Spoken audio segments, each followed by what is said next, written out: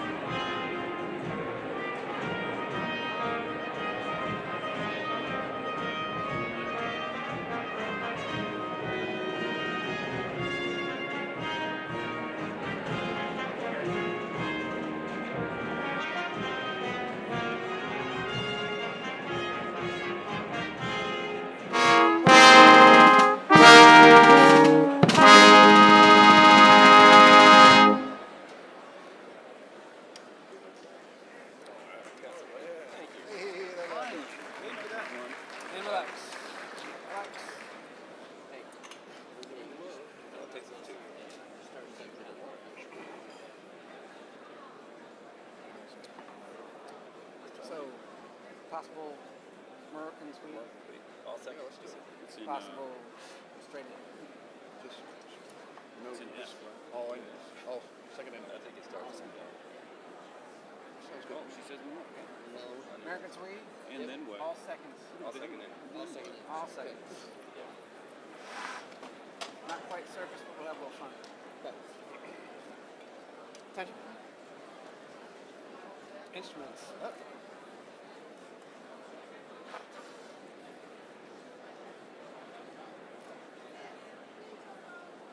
1, 2, 3.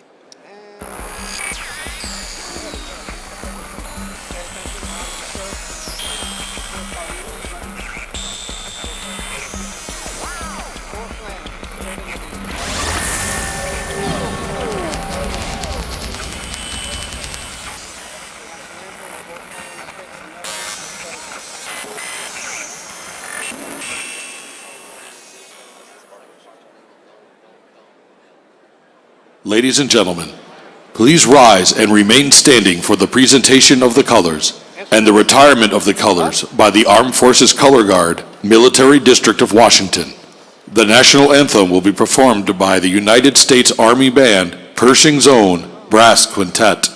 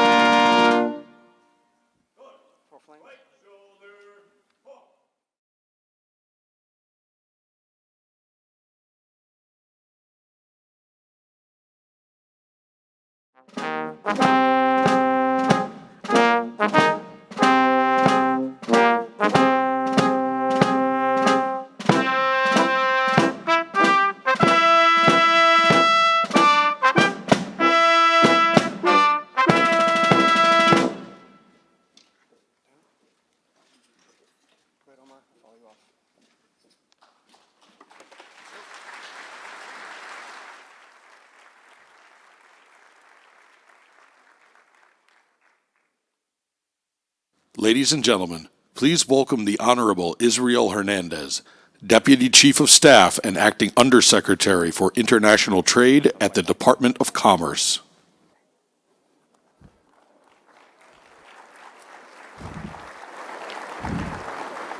Good morning.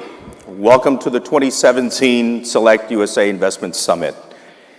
This year's summit is the largest to date and promises to be the best one yet. We're delighted at the confidence each of you demonstrate by your participation, and we wish you every success during the next 2 days. To all the economic development organizations joining us, to all the statewide elected officials, I say thank you. SelectUSA wouldn't be the success it is without you, and we appreciate the frontline work you do day to day to bring economic growth to your communities. To our international delegation members, welcome. We're glad you're here, and we welcome you as our guests, and we welcome you as investors. During your meetings and discussions here at the summit, I hope you will join the many other companies who have made the decision to place their business investment in the United States. And now, it is a true honor and privilege to introduce our next speaker, the Honorable Wilbur J. Ross, U.S. Secretary of Commerce. Secretary Ross is a former chairman and chief strategy officer of the Wilbur Ross Company Incorporated and has more than 50 years of investment banking and private equity experience. Bloomberg Markets has named Secretary Ross as one of the 50 most influential people in global finance and global business. As the principal voice of business in the Trump administration, Secretary Ross is committed to ensuring that U.S. entrepreneurs and businesses have the tools they need to create jobs and build economic opportunity. Ladies and gentlemen, it is my great pleasure to introduce the United States Secretary of Commerce, Wilbur Ross.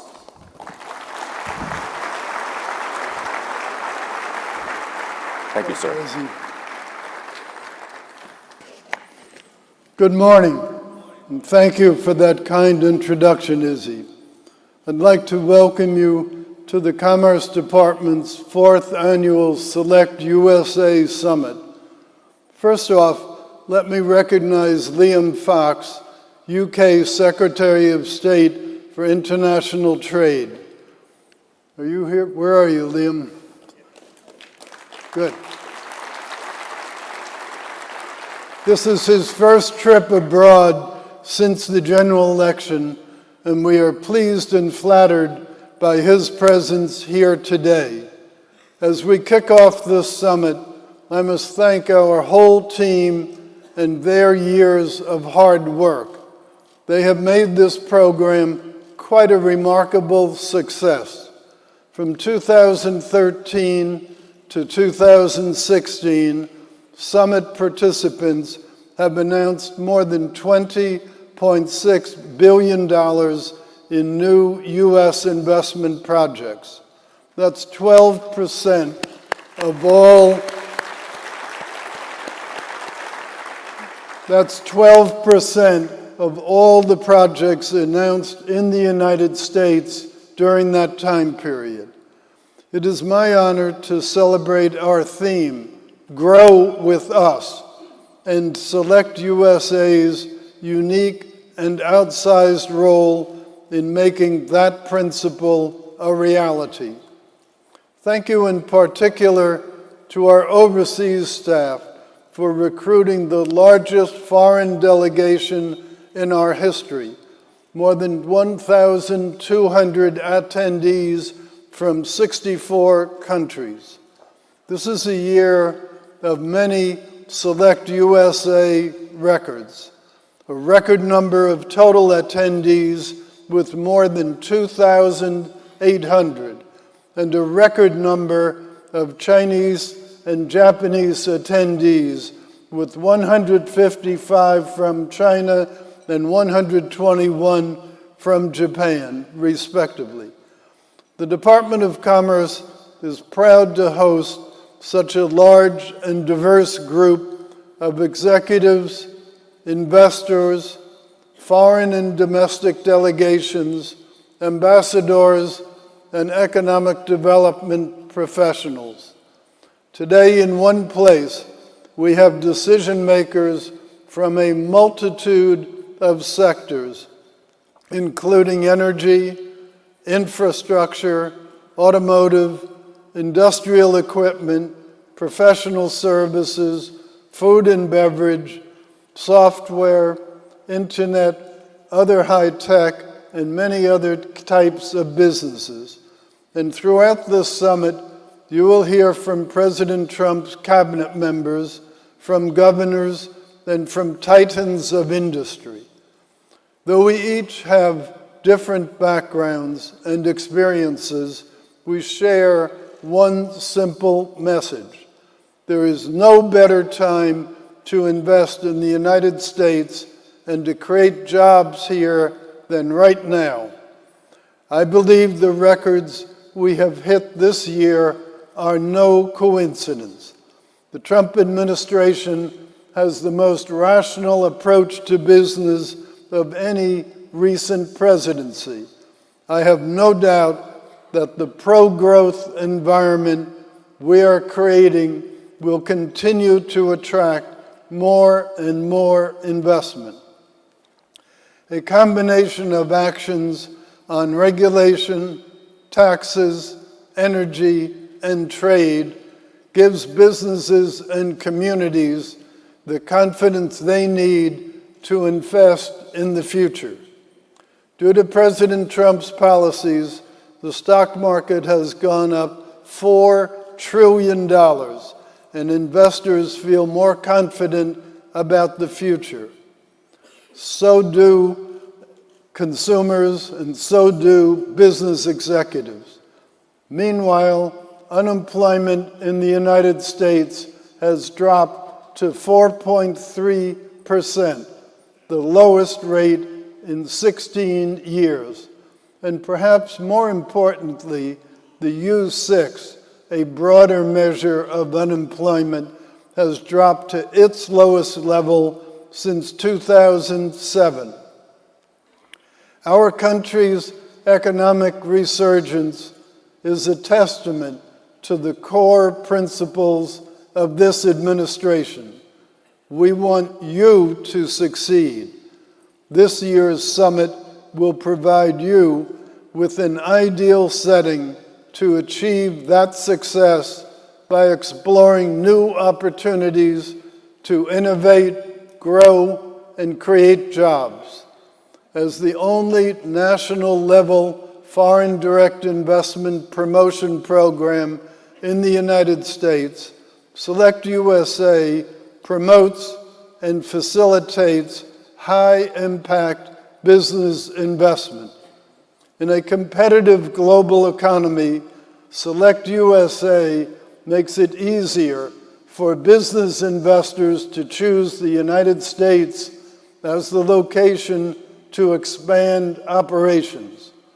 We disseminate credible, timely information and provide the connections that companies need for important decisions. By leveraging the convening power of the U.S. government, SelectUSA has created a powerful catalyst for state, regional, and local economic development. We all know that government can only put into play the conditions that allow for growth and job creation. It is the private sector that must carry the ball across the goal line. You will find that with this summit, SelectUSA has been able to concentrate, optimize, and amplify those necessary conditions.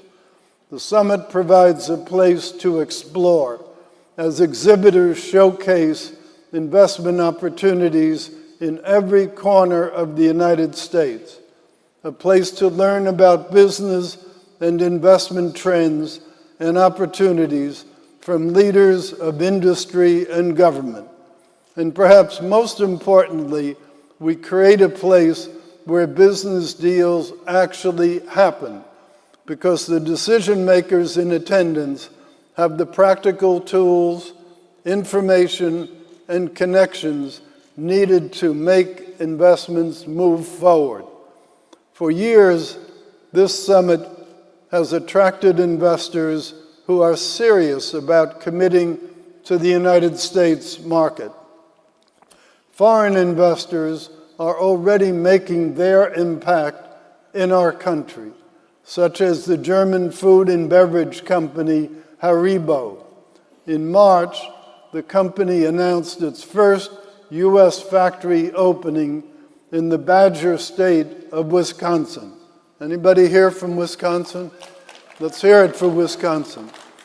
Phase 1 of the capital investment is $242 million and will make Haribo's 500,000 square foot facility the third largest confectionery plant in the United States. The new plant is scheduled to open in 2020 and will create 400 jobs in Kenosha County. SelectUSA helped Haribo make this new plant a reality, and both Haribo and Wisconsin are better off for it. While this expansion is incredible, we are eager for more U.S. expansions and investments.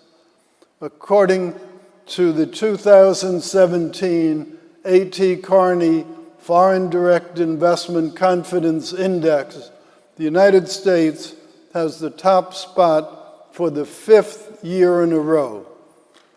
Our large market and business-friendly environment are enduring sources of investor interest, and these conditions will continue to improve.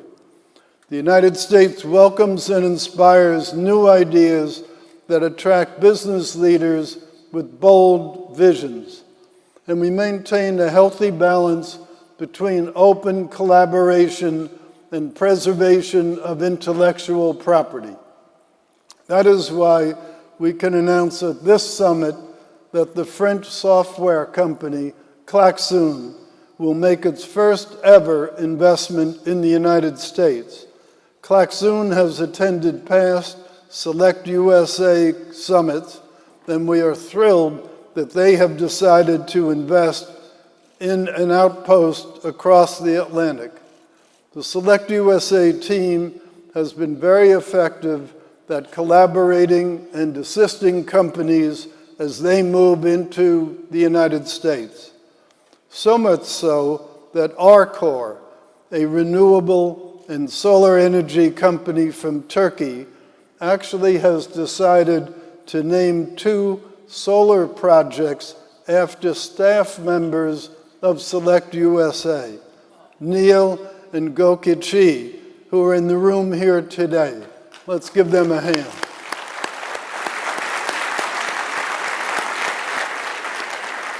I'm actually a little jealous of them. I would hope they would have named it after me.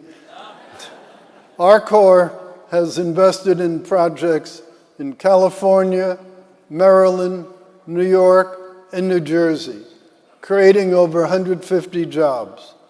We are glad that representatives from Arcor have joined us again here at the 2017 Summit. Would you stand up so we can applaud you?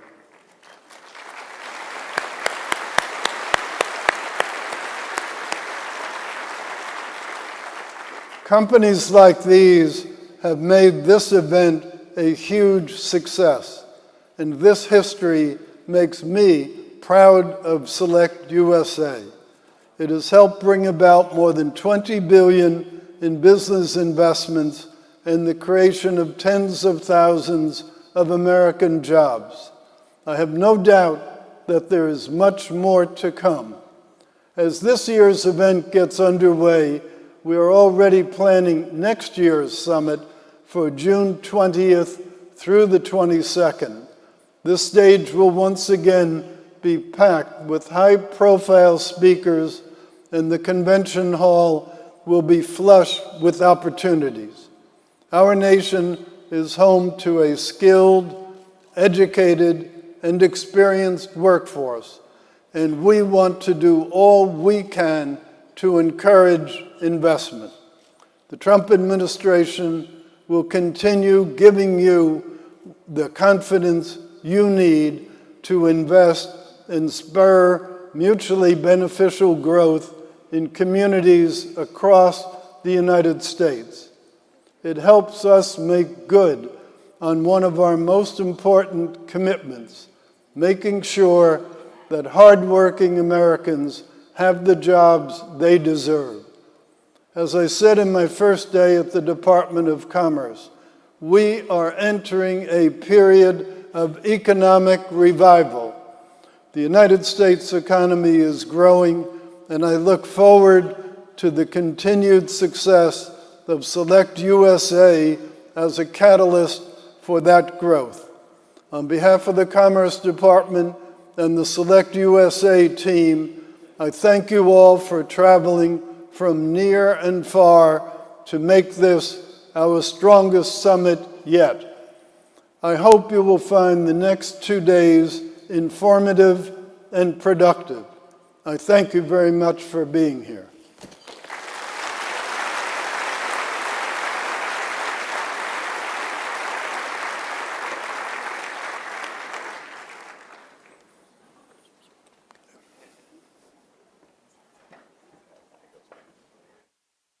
Ladies and gentlemen, please welcome Mr. Jay Timmons, President and Chief Executive Officer of the National Association of Manufacturers, to moderate a discussion on the economic opportunity in the United States of America. Speaking on this panel are Ms. Safar Katz, Chief Executive Officer of Oracle, Mr. Gilbert Lee, Chief Financial Officer of Fooling Global, Inc., Mr. Greg Schei, President of the Americas Region at ABB, and Mr. Ludwig Willisch, Head of the Americas and President, Chief Executive Officer, and Chairman of the Board at BMW. All right, let's go.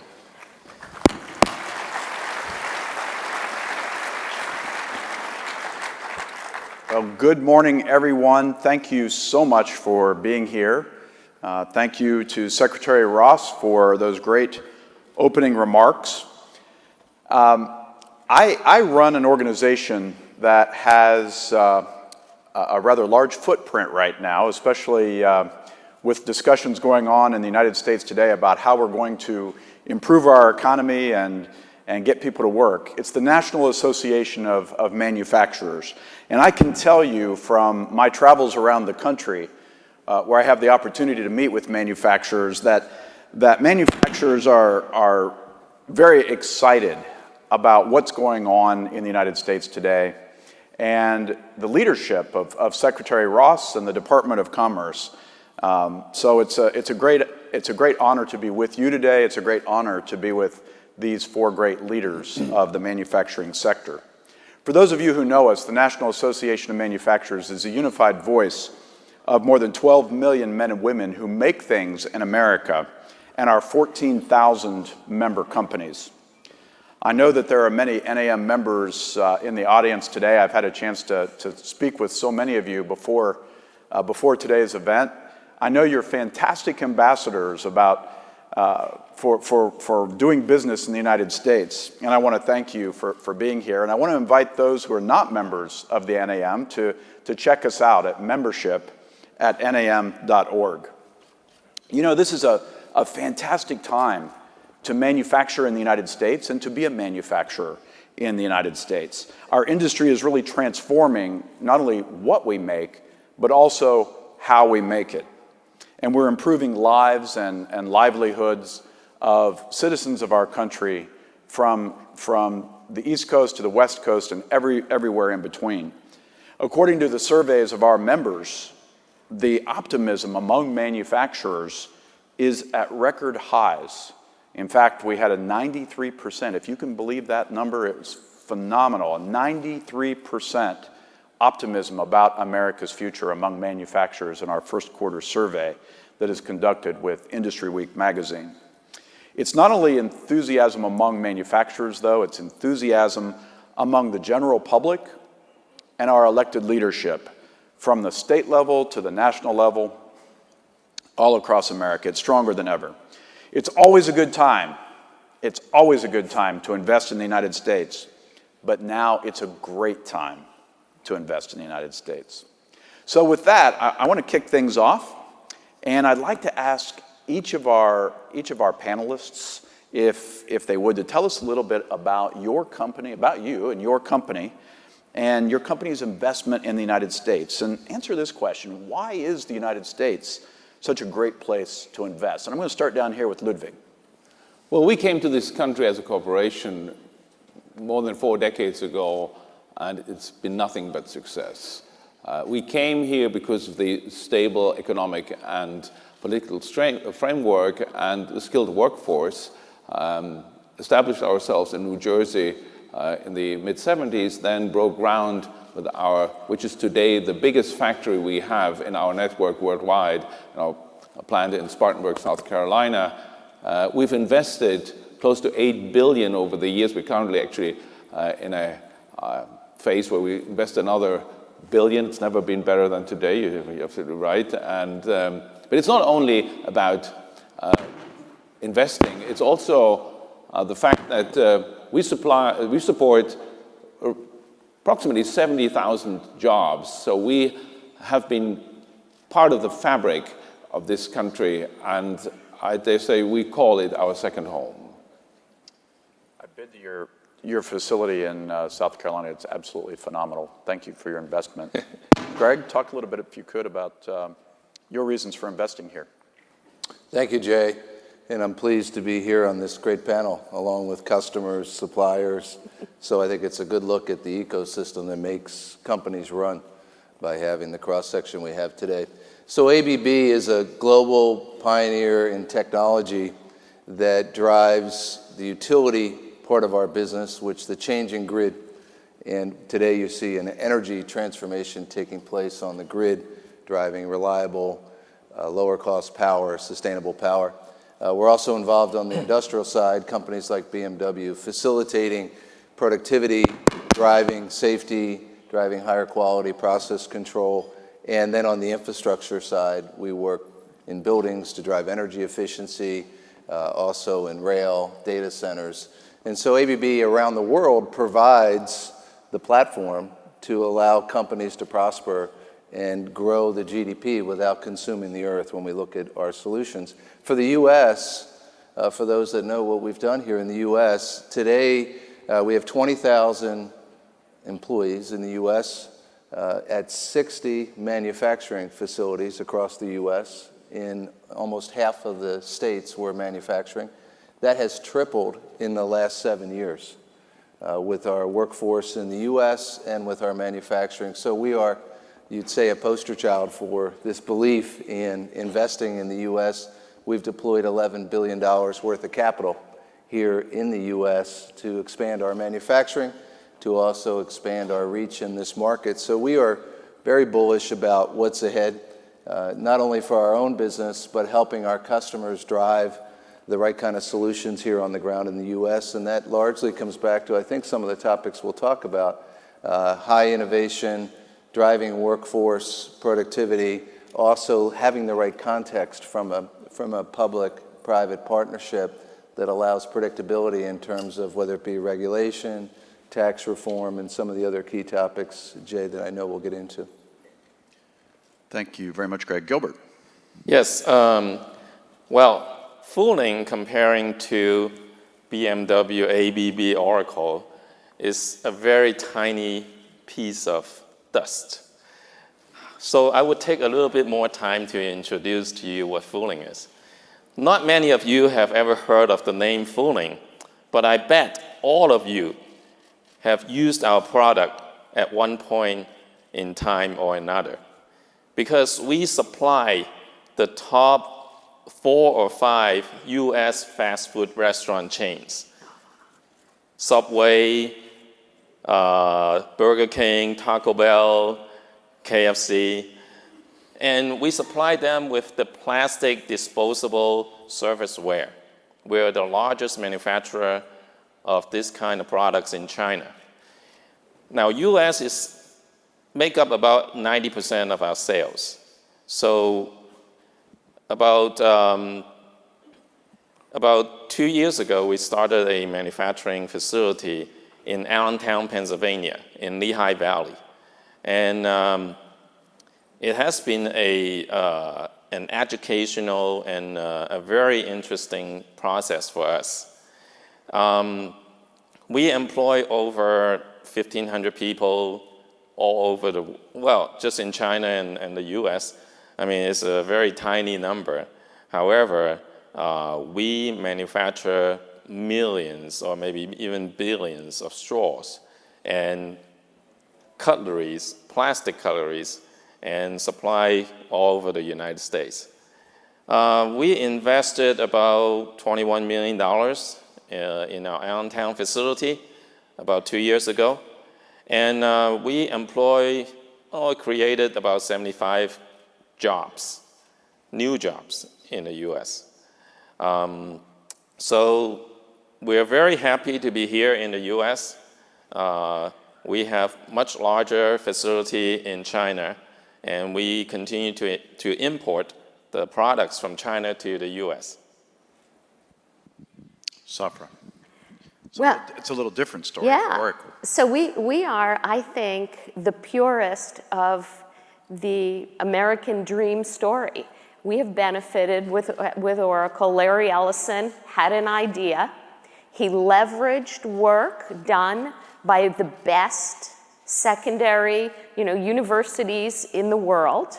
He came out, packed his car, drove to California, borrowed money, and with just an idea and hard work and a rule of law that protected intellectual property, he built it into a nearly $200 billion enterprise with almost 150,000 employees. And even though we sell around the world and over 60% of our revenues are outside the United States, 80% of our R&D investment is in the United States. And that is because we get phenomenal entrepreneurs, very educated workforce, and we operate in a country that it really has a strong rule of law and protection for great ideas. And with that and our continued investment in the United States, we've been able to really spread some of the best technology in the world, invest here, and export it around the world. It's been fantastic. $200 billion. Yeah, What does nearly. Larry do for fun? Well, I don't know if any of you are watching. We've had a very hard weekend at the America's Cup. So us and my friend here, Ludwig from BMW, we've had a little tough luck this week protecting the America's Cup on our third round here from New Zealand. So keep an eye on us. Gilbert, you talked about your facility in Allentown, and I'm old enough to remember the song about Allentown and more of a depressing look for manufacturing back in the 70s. But that's all changed because of investments like yours. When you're looking to establish a manufacturing facility in the United States, you had no shortage of options for a location. So why did you choose that location in Pennsylvania? Well, when we decided to build a facility in the United States and start manufacturing here, we had looked at a numerous number of sites, which include the Maryland here, Virginia, North and South Carolina, and New Jersey, and probably 5 or 6 number of locations in Pennsylvania. And we finally decided to go to Allentown because the Lehigh Valley is centrally located in the East Coast. And it is right in between New York City and Philadelphia with very sophisticated infrastructure of transportation, which is very important for us. And the location is actually within a day's drive to 1/3 of the US consumer. So that location is very convenient. Besides, Allentown has it has a lot of universities. It also has very experienced workforce in manufacturing. And also the local and the state community, business communities, and also the business development and economic development officials, they are very helpful, they are very supportive. So we feel just like at home in Allentown. That's a great story. I've worked for a governor and in Virginia, so I guess we lost the competition for that. But I have next to tell time, next time. Next time. We'll talk about that later. Just seeing how local and state officials are so inviting and so welcoming, and frankly so competitive to get business to Right. locate in their state is I think one of the great advantages of the United States. Oh, You absolutely. have so many opportunities Yes. for a good investment. Ludwig, you talked about your South Carolina facility, and I mentioned before, it is phenomenal, and you can just feel the excitement, and you see how inspired the manufacturing workers are there every day when they go to work. But talk a little bit about what is necessary for your continued success in the United States, and what opportunities does the United States need to seize upon in order to be even more competitive than we are today? Well, first of all, let me say that this is not only about the United States. We actually export from that plant 70% of the production around the world to 140 what countries. percent? 70? 70%, which makes us the biggest car exporter by value in the United States. So the United States is really important for us for our worldwide business. And isn't that a little counterintuitive, though, to what It we is. hear in That's why I'm mentioning the public domain? Yeah, I thought I'd maybe bring that out a little bit more. 70% of your product actually goes outside of the United States. So we are a huge exporting nation. And I assume that most of those products go to countries with whom we have a free trade agreement. Yes, but they actually go to 140 markets around the world, so they're in high demand. We're actually expanding again to satisfy that demand. And going back to your question, first of all, you need a workforce that is skilled, so to say. And it is enthusiastic and capable in the field of STEM. You have to have people that, even in today's day and age, are able to work at the plant with fantastic suppliers like you. We also have, for example, the United States is the second biggest supply base we have in the world. So it also is, of course, obviously important that we have our suppliers next to us. So it's the workforce, it's the suppliers, it is, again, the political and economic stability in the country, which is very important to us. It is things like energy, which all plants need, but it really comes down to two things. It's the environment, it's the framework, and it's the workforce. That's really vital to us.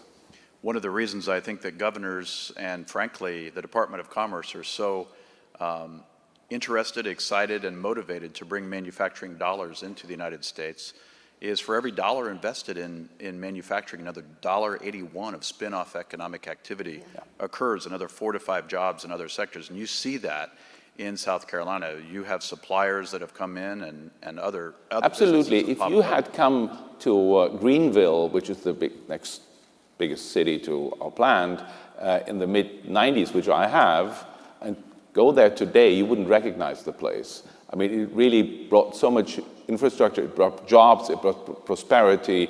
It makes us very proud. So, Greg, you talked a little bit about innovation and the importance of innovation. You're a leader in industrial technologies. So what innovations excite you the most, from sustainability to efficiency, and what do you think will really drive growth and investment in the coming years? Jay, there's two big areas that we're seeing innovation take place. If you look at the grid the grid is not your grandfather's grid anymore, where you make power far away and you ship it downstream to wherever you might need it. Today, you have this evolving grid that has renewables, it has points of generation that were never dreamed of back when the grid was first created.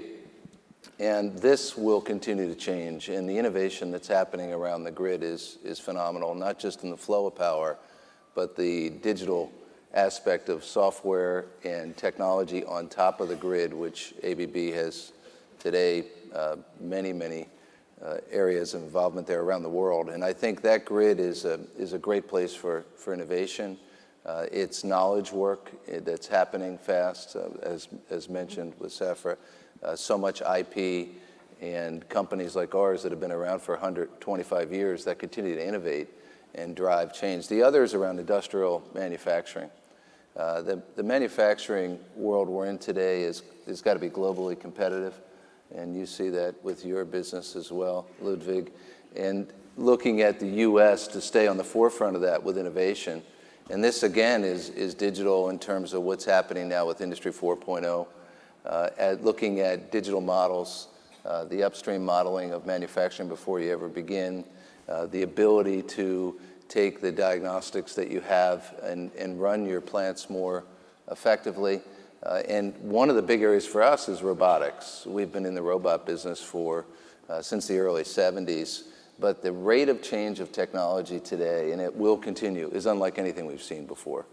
And our robots, and we're in BMW helping paint with the various applications there, weld. We have 300,000 robots in operation around the world today, largely in automotive manufacturing, but the non-automotive business and how fast that's growing in terms of robotics, and actually having robots that work side by side with humans as a collaborative robot, as opposed to a robot that was in a cage and you had to be afraid of it. Now you can actually work side by side. We had a robot ring the opening bell on NASDAQ last Monday, as an example. So this is an area that's got huge change, and with that, we have expanded our robot business in Michigan. We announced that in December, and are now making our first American-made robots that can supply factories in the U.S. We have many of those in work in our factories as well. And we think this will be a huge area of innovation going forward with digital Industry 4.0 and what happens to drive competitiveness and continued success in manufacturing.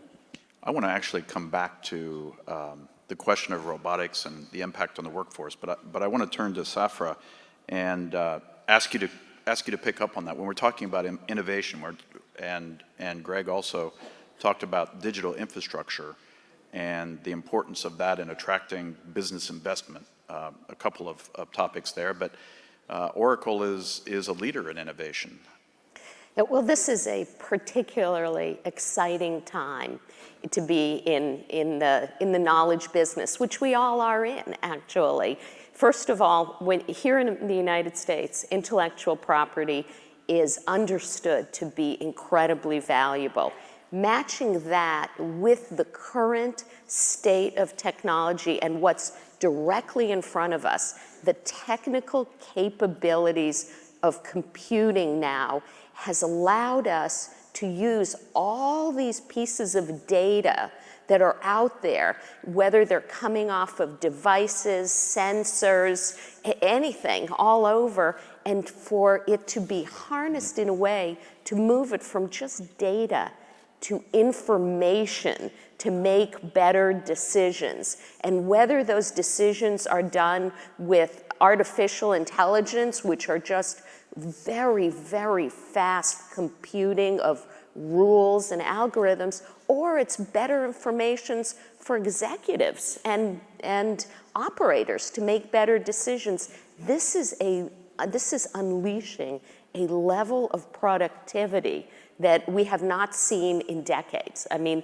this is another one of those moments, like when the internet really started to be developed as a commercial really resource. This is happening again, and a lot of that is coming right out of our phenomenal universities, again, leveraged by commercial enterprises who can then take it to the next level.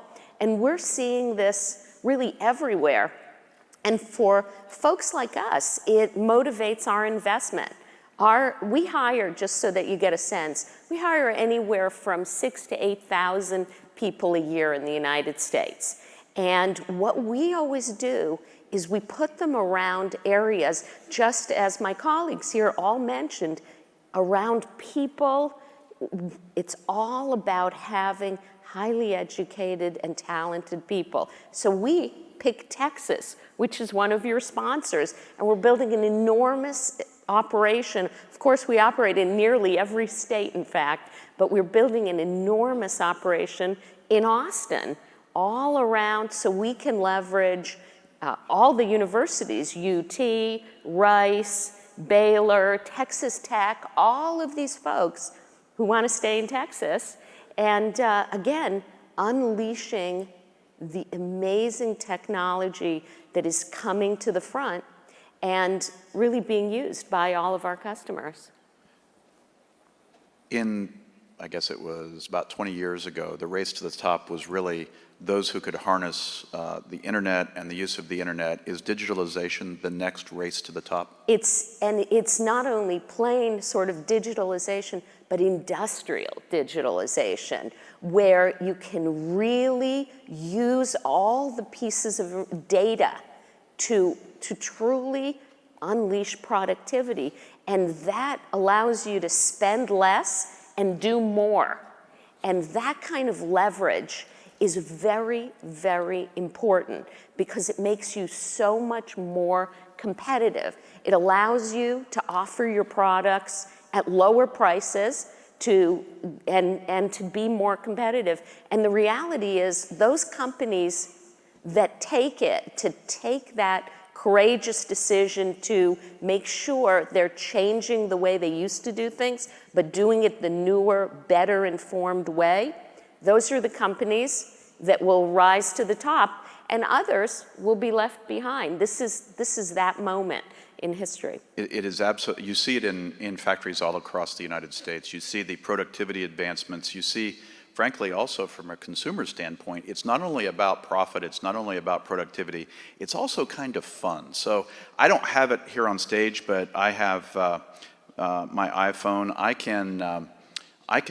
can turn off the lights, I can mess with the fans, I can turn down the heat or the cooling in my house, and then I can watch it on video and watch my kids say, "Oh, Dad, what are you doing?" They know that I can do it from afar. So I'm a personal first adopter fan of digitalization.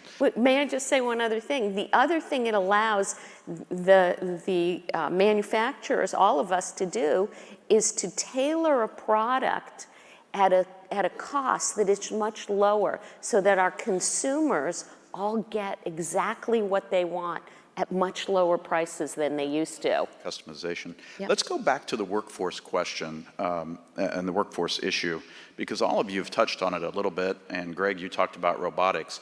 I'm going to actually throw it to Gilbert and ask everybody here to talk a little bit about the workforce of the future. I think one of the most amazing statistics that I see every month is that we continue to have growth in manufacturing employment, and I would argue that with technology today, some manufacturing jobs are not being counted as manufacturing jobs. What are the workforce needs of the future? Where do you see the workforce headed when it comes to manufacturing, Gilbert? Jay, when it comes to manufacturing, for our kind of manufacturing, it's actually very, well, Fuling is a traditional manufacturer of plastic products, plastic serviceware. We don't have any, there is no shortcut or no revolutionary new technology. We rely on automation, we rely on cutting or reducing costs. One of the reasons that we moved manufacturing to the United States is one of the big factors is that we can save transportation costs. Because we're closer to our customers, we can reduce our delivery time.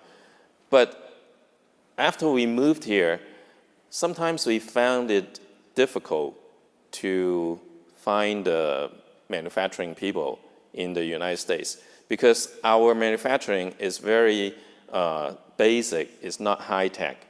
And I would think in the past 30 or 40 years, United States has outsourced a lot of the basic, simple manufacturing overseas, especially in China.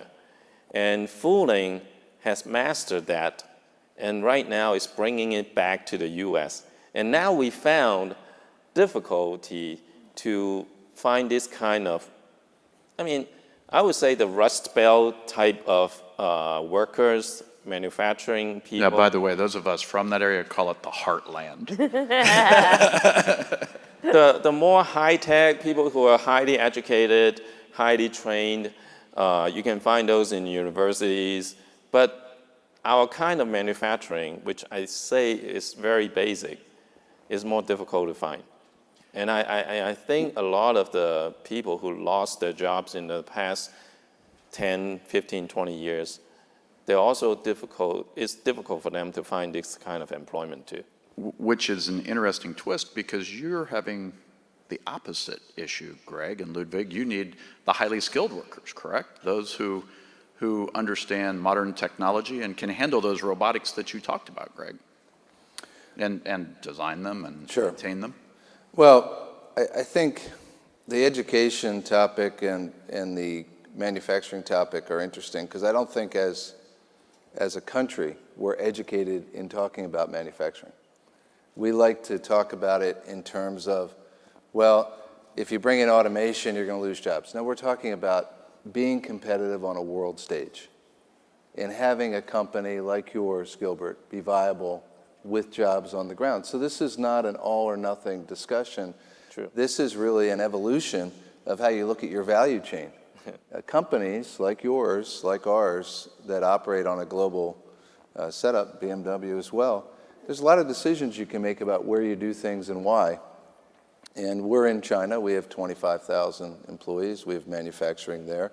We supply a lot of what China demand is. But at the same time, we believe in the U.S. the demand can be met in this market and also export, like BMW, by really being smart about manufacturing and to make manufacturing cool again in terms of how you apply technology and how you evolve the workforce. Because if this is going to be a technological transformation like we're seeing, we can't leave the workers behind. They've got to keep up. And technology is moving so fast in terms of what you can do that the workers have to align, and the workforce has to ready itself for what may not be one profession for an entire career, but maybe a series of steps across a career where you have 4 or 5 different jobs in a 40-year period, rather than I train for one thing and let's see how it goes. And keeping up with this technology is a really big deal. So, we have looked at this and saying, not just jobs in terms of what happens, because the manufacturing that's most advanced, you think of Germany, you think of Japan, you think of Korea, they have the highest degree of automation, and they have the most manufacturing jobs. So one does not preclude the other. It actually goes hand in hand in terms of how you make companies survive for the long haul.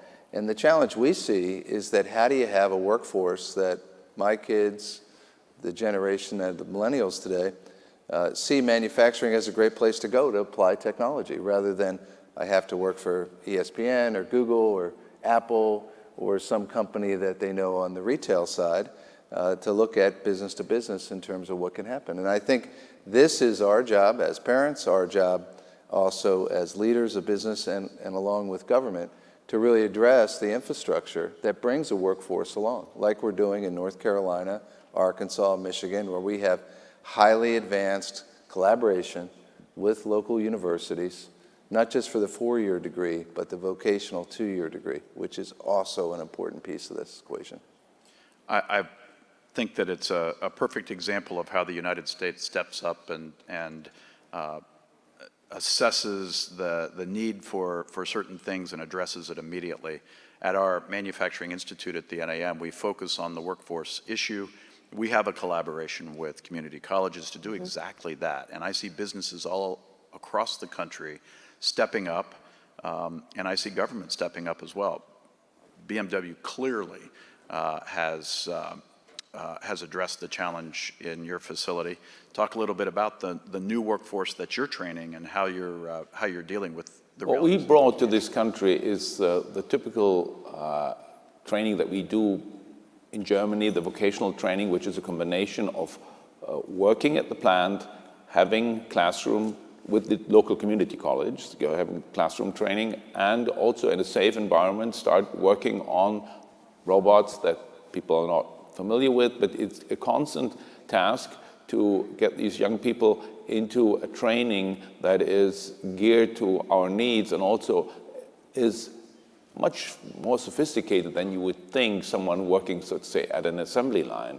So the combination to team up with the local community college and have a special 2-year program, and of course that continues throughout the time people spend with us, that they're constantly training with. We're spending more than 20 million a year just on that, is vital to our success.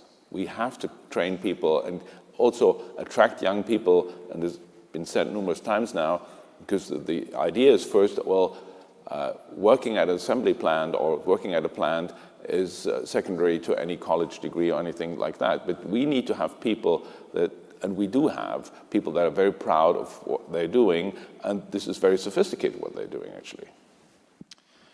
Safra, you spoke very passionately a few minutes ago about one of the, what I consider one of the key advantages of doing business in the United States, and that's intellectual property protections and the rule of law. Just from a very basic standpoint, why is that important to a business that's looking to invest? Well, I think it's important truly for every business because intellectual property is your know-how. It's what you've invested in, and it's very important to protect it. And when people come here to the U.S., I'll tell you, we make very high-end computers also. And we bought a company, they made those computers outside the United States. We brought all the manufacturing back into the United States because our intellectual property was not only our software, but also our know-how in those systems. Every one of us has very important intellectual property, and if you can't protect it, it's not worth investing in. That's what this is all about. Because, you know, all of you are here to figure out whether investing in the United States is the best bet. And I'll tell you, many times people think the United States is more expensive, but that's actually not true. Because I can invest anywhere. I really can, anywhere in the world. So can my colleagues here. And when we come here to the US, we have to understand, one, is our investment protected? Is there a true rule of law such that we can defend those investments? Two, what about our distribution capabilities in a country like this? Remember, this is the largest market in the world. You want to be able to move your goods and services freely throughout the country. Again, protecting your investment.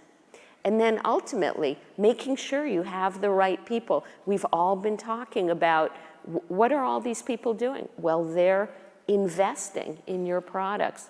You need to be able to protect that, whether it's brand names, know-how, or your actual creations. And that protection is what can give you comfort to invest, like in our case, the over $5 billion we invest in R&D. That is clearly an important public policy issue, one, again, that I think that the United States excels in. There are other issues, too, that make us competitive as a country. And the one thing I will say about the United States is we have a very vibrant democracy, and we can, we can have our opinions when it comes to voting on Election Day. But at the end of the day, I think Americans understand better than anybody in the world that we want to grow business because we believe in creating jobs and increasing and improving the quality of life for the people that live here. And that really does come down to public policy. So what are some of the public policy challenges and opportunities that you all see? This administration is clearly focused on growing manufacturing and growing investment in this country. Are there some that are more impactful than others? And Greg, I'm going to start with you. You mentioned the grid, and that clearly has with the focus on infrastructure clearly has an impact on the grid. But are there other issues that you see as important as well? Well, I think many of the topics that would help drive manufacturing and investment in the U.S. are the ones that are being kicked around. We'd like to see more progress on those topics in terms of clarity, certainty, and predictability. Now, this is a leading question, folks, because the NAM is driving the agenda on taxes and regulation and infrastructure and workforce issues, so there's a little bit of parochial interest. Sure. Well, and Jay, we work together on these with NAM and the manufacturing groups, along with others. So, number one, if you step back and look at companies like we all have here in terms of where you want to invest, you've got to have a tax policy and a tax rate that is globally competitive. And frankly, the U.S. is just not in the range of being as competitive as many countries.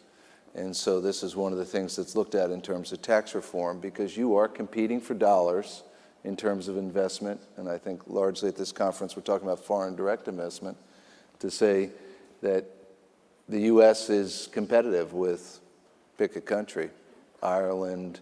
You can go through and look at many that have appealed to manufacturing. And typically that's in the high teens or 20% range when we're much higher as a country. So that's a backdrop that needs to be looked at. The second is relating to regulations. In a lot of ways, the rule of law of the U.S. makes it very attractive, even though one could argue about our court system sometimes. The rule of law is still one of the fairest in the world. At the same time, the regulations that have existed and been created over the last decade don't necessarily help drive efficiency in terms of getting things done. Let me give you an example. We could have a grid project where the customer is ready to go and saying, we need this connection on the grid to provide power from, let's say, renewables in the middle of the country where we have a lot of wind or solar farms that we have, and to bring it to the point of consumption, because that's the point of generation.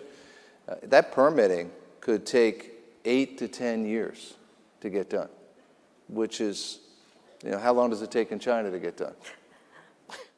Months, right?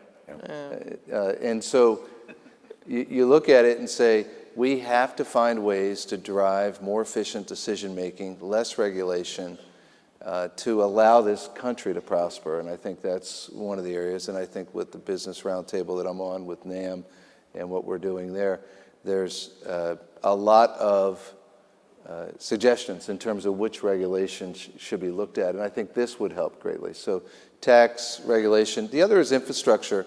I think anyone can see traveling around, especially if you're a global traveler, just how bad our infrastructure is. As you go around, whether you look at the roads, the airports. But I would also say the infrastructure in terms of education. We're spending a lot of money as a country on education, and you really have to ask the question, are we keeping up when you look at the results on the testing? And so I think there's new ways to think differently, too, about education and what we can do. And one of the things we talked about just now was businesses being very involved in driving the demand clarity around what's out there in terms of career progression, rather than I get a 4 or 6 year degree or I go into work for retail. There's a lot of space in between where we have a big gap in terms of education. So it is a fact that hopefully will be reversed very soon, that the United States has the highest corporate tax rate in the world. We were very pleased at the NAM with the administration's proposal on tax reform on the regulatory side. it's fascinating that 297,696 regulations directly impact manufacturing. And the good news is, to your point, the administration has asked for recommendations on how to streamline that process, how to reduce the regulatory burden and impact, and we're very pleased with the progress on that front. I do think infrastructure is an important topic to really look at. If you look right outside of this facility, right at 495 and the Beltway, the Wilson Bridge and all those interchanges are an example of what can be achieved when government works together. It was the federal government working with the district, Maryland, and Virginia to construct that project. The hot lanes on 495 are a public-private partnership. We have the ingenuity, we have the know-how. Now we just need to get Congress really behind a massive infrastructure program. What do you see as the prospects for that, or is that even important in your mind, Ludwig, when it comes to America's competitive stance? Absolutely. I mean, it sounds obvious, but before we even build the first car, we need an infrastructure for all our suppliers for actually, when it comes to exporting later on, we have to first import also.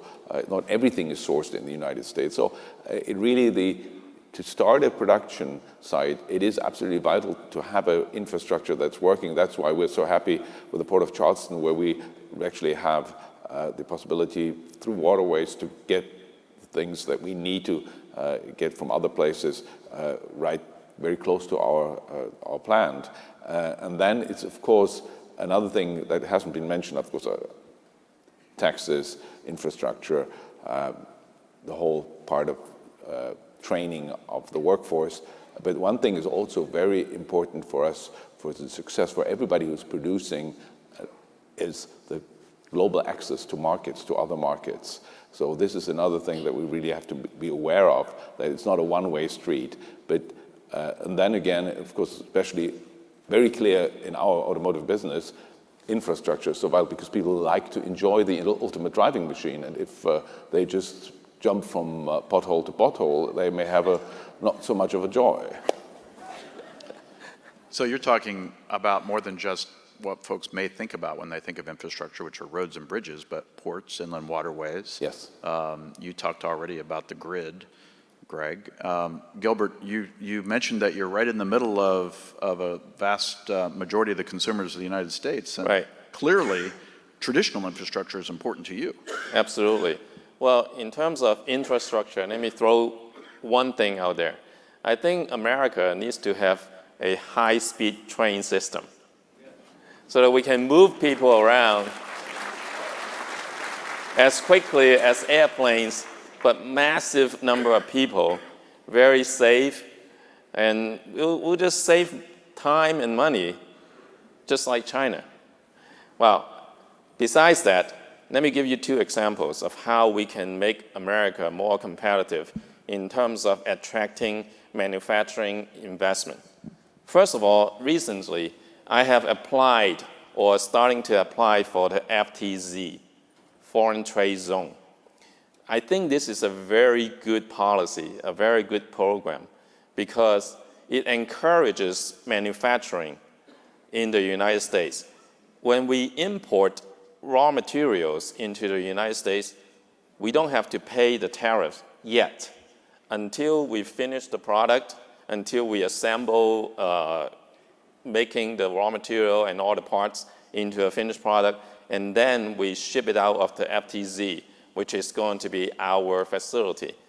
And the tariff rate, if we make the tariff rate of the finished product lower than the raw material tariff rate, we save a lot of taxes. And that encourages manufacturing in the United States. So that's one thing.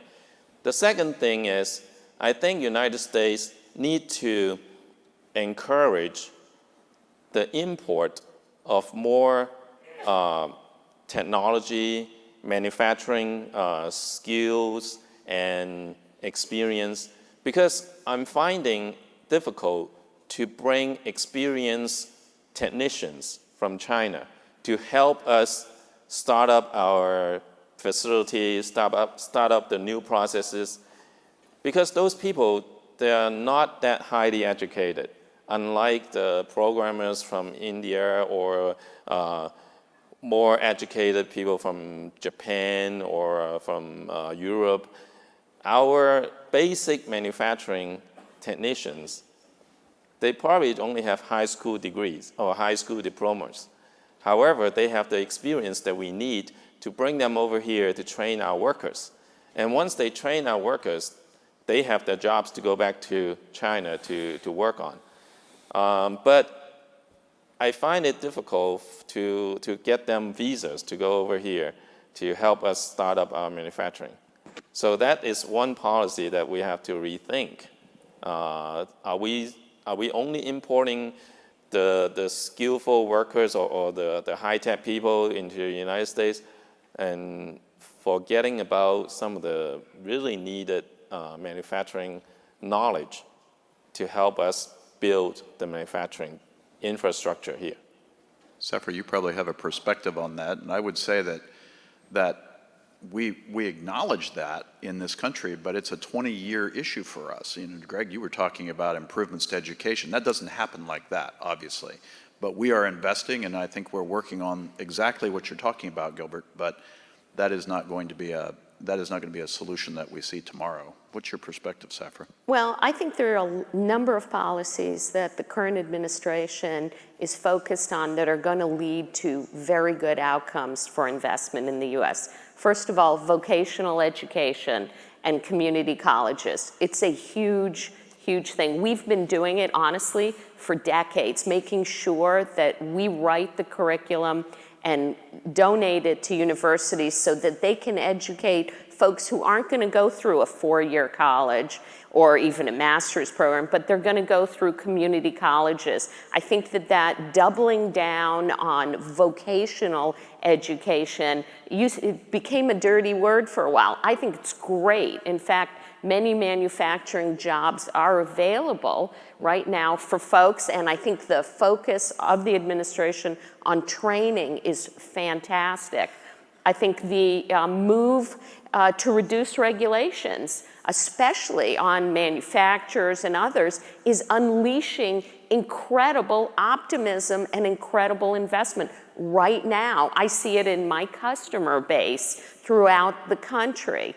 And the additional focus, by the way, on fair trade, making sure that what we build here can also be exported. A number of us were all exporting outside the United States, and some of us have had issues getting into other countries while U.S. has been open for all these years. So I view these issues as very, very important, and the administration's pushing them forward is a benefit to our country. And you can see already in the consumer confidence, or as Secretary Ross mentioned, unemployment very low. The markets, 21,000. I mean, this is a time, and America's in the right place for it. And all of these issues that are being pushed on by the administration, they're on the right track. As I said before, we have a vibrant democracy, but the one thing where I've seen a complete unanimity of opinion among Republicans and Democrats is building that manufacturing base and making sure it's strong here in this country. When I go to Capitol Hill, I get, frankly, very excited by the response that manufacturing gets. Safra, you started to mention a little bit about trade. Secretary Ross has said that as we look at trade agreements, for instance, the NAFTA trade agreement, which is over a quarter century old, and some others, perhaps new agreements, his first objective and the administration's first objective is do no harm. He said he wants to make sure, and the president wants to make sure, that ultimately there's a good deal for the United States, good for investment, good for workers. What are some of those components? If you had the secretary's ear and the president's ear one afternoon, what are some of those components that you think are important to our trade agreements going forward? not put words in your mouth, but intellectual property sounds like it's an important one to you. Well, clearly the entire digital agenda, making sure that that, which wasn't thought about back then, is inside it now. And all of these things have to make sure that they understand that it's not only the physical item that is crossing a border, but that intellectual property as it crosses the border is still safe and still protected. And the understanding that that is property, that's the P in intellectual property, that that is protected and valued, because for many of our technologies, you can just take a copy. It doesn't disappear. And you need to understand that that has real value and that investment has been part of that. And you also have to be open to it and understand the data flows country to country and privacy issues and all of those all have to be understood and thought about in a way that they weren't thought about 30 years ago, because the possibilities weren't nearly as important and as possible as they are today. So creating a win-win situation. Critical that everyone understands and that there's real fairness in the system. Because in many of these different agreements, not necessarily NAFTA, the US was already free, and the other countries often had a decade to free up. And that's not really fair. It's much fairer that we're all on an even playing field. And when we are, America can compete, and America wins, frankly, when we're on a level playing field, and that's important. Gilbert, your perspective? I'm not familiar with all these trade agreements or how to do business between You're countries. serving this market. Yeah. How about you, Craig? Well, Jay, I think it's an important topic that I know the administration, and in particular Secretary Ross, and we've met with the team at Commerce, which we've worked with for years, to bring fair and free trade is important to what we're looking at and to our customers that we talk with. Now, the U.S. is one of the largest markets in the world, if not the largest, for many items. And, for years, the U.S. had very free trade. And I think understanding these flows as it relates to our trade imbalances is important. But there's a lot of detail that has to be looked at, because we are operating our companies in a global supply chain today. It's not as though whether you're making a car or you're making a motor or some piece of electronics or a robot, that the country of origin is all one country. You have a supply chain that for especially the last 2 decades, has been interwoven. So this isn't so simple as to just say, if it's not made here, then okay, that's the only way you can go. It isn't that easy. You look at how often making a car outside of this country, parts go back and forth from U.S. manufacturing, or in our case, as we look at competing with global competitors that have access to this market with very little restriction, we have to be able to compete with those manufacturers that come in. Maybe a different perspective. Well, not really.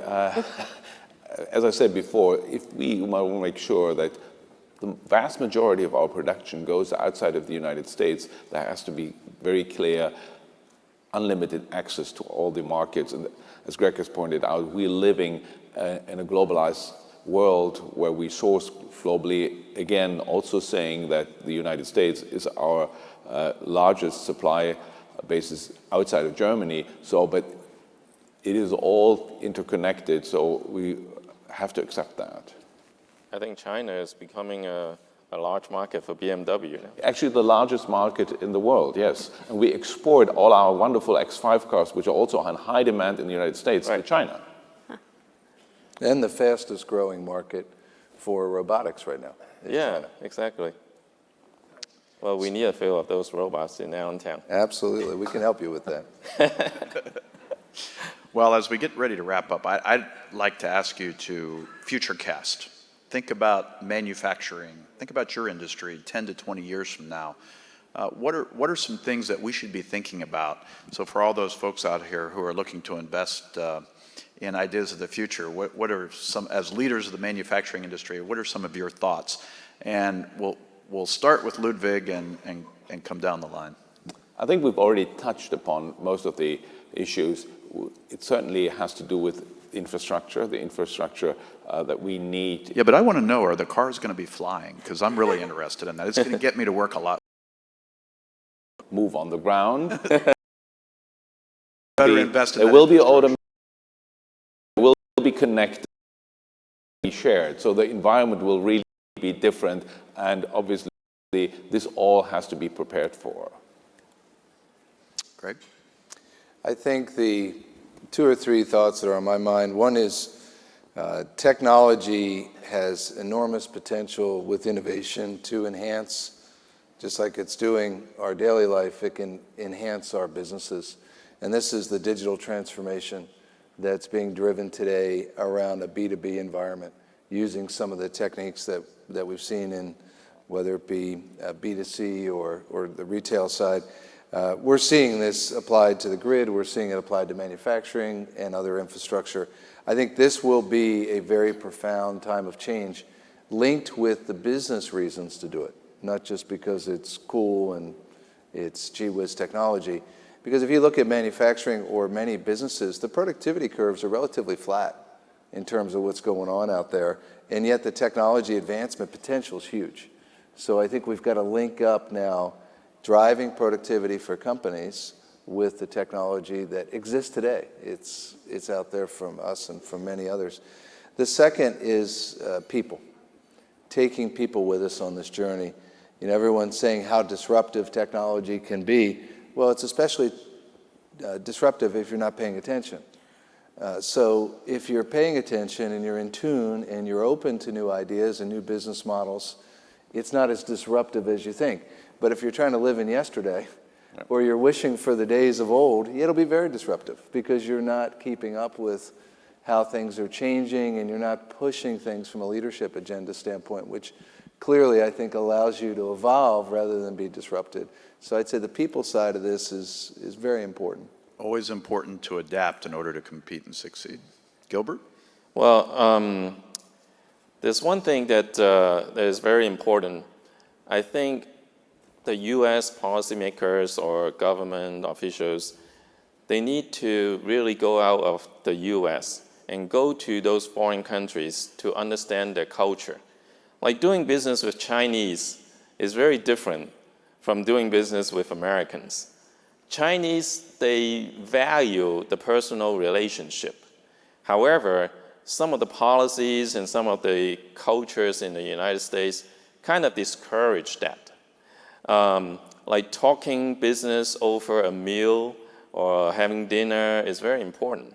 Face-to-face meeting is more important than emails or phone calls because Chinese people are kind of shy, except me. And they always want to look you in the face, they want to see your body gesture, they want to hear your tone of voice. That's how business is made. So that's just one example. I mean, like having a more person-to-person and you know, personal relationship is Personal relationships rather than transactional relationships. Interesting. Safra?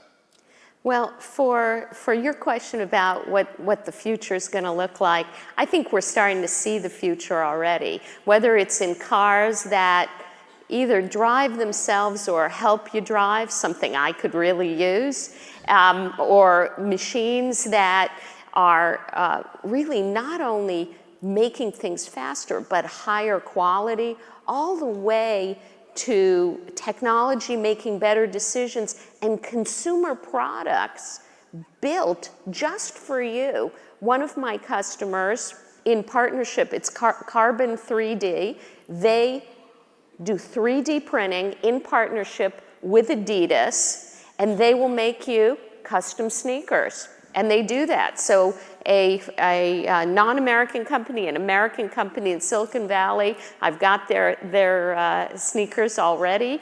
And these kind of things are now possible so consumers can have much better products fitting them that are made at a lower cost. And we're gonna see more and more of that. And our expectations are gonna be higher every day. Remember the old days, you used to call a call center to find out if your flight's on time? Now, your phone tells you whether it's late, what gate to go to, and our expectations keep going up.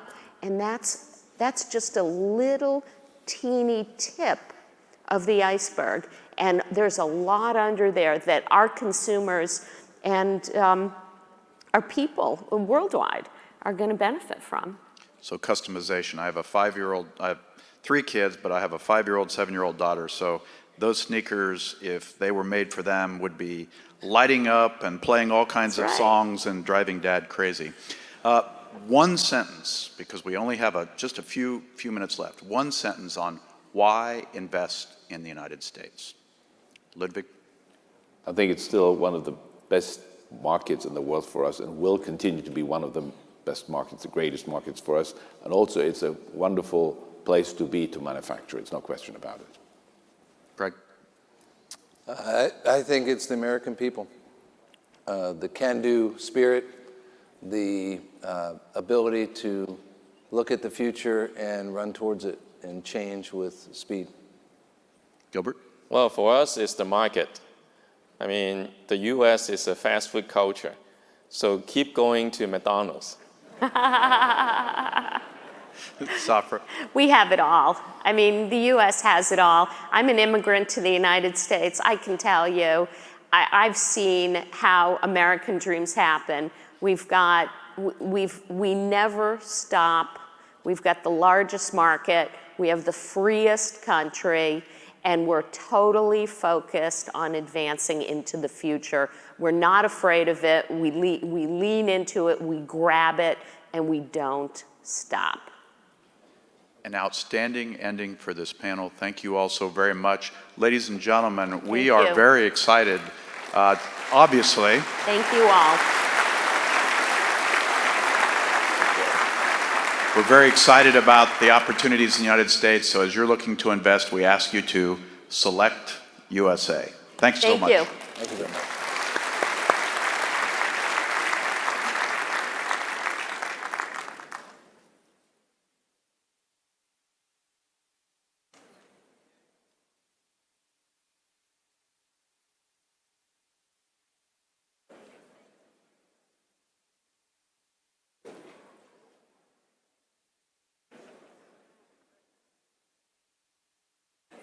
Ladies and gentlemen, please welcome the Honorable Pete Sessions, member of the U.S. House of Representatives, representing the 32nd District of Texas. Good morning, and thanks to each of you, not only for coming to Washington, D.C. for what promises to be a huge opportunity for the Trump administration to be able to sell its leading edge stars on ideas that will continue to make America great, but also to lift the rest of the world in economic advantages. Today, you're going to have an opportunity to hear from former Governor of Texas, Rick Perry, now Secretary of Energy for the United States of America. Let me tell you, as a member of Congress, we look to our secretaries to be stewards of not only the natural resources of our country, but also to lead us and America as they do business around the world.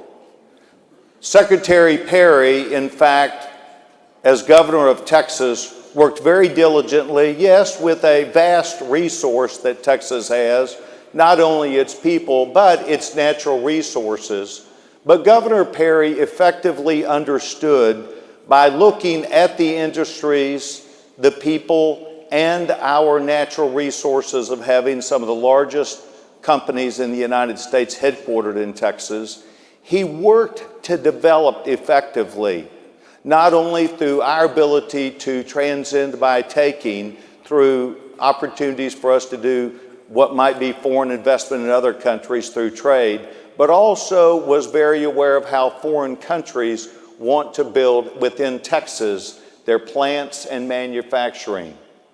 The United States of America enjoys more than 12 million jobs that point directly to direct investment from overseas companies and countries who wish to do business in Texas.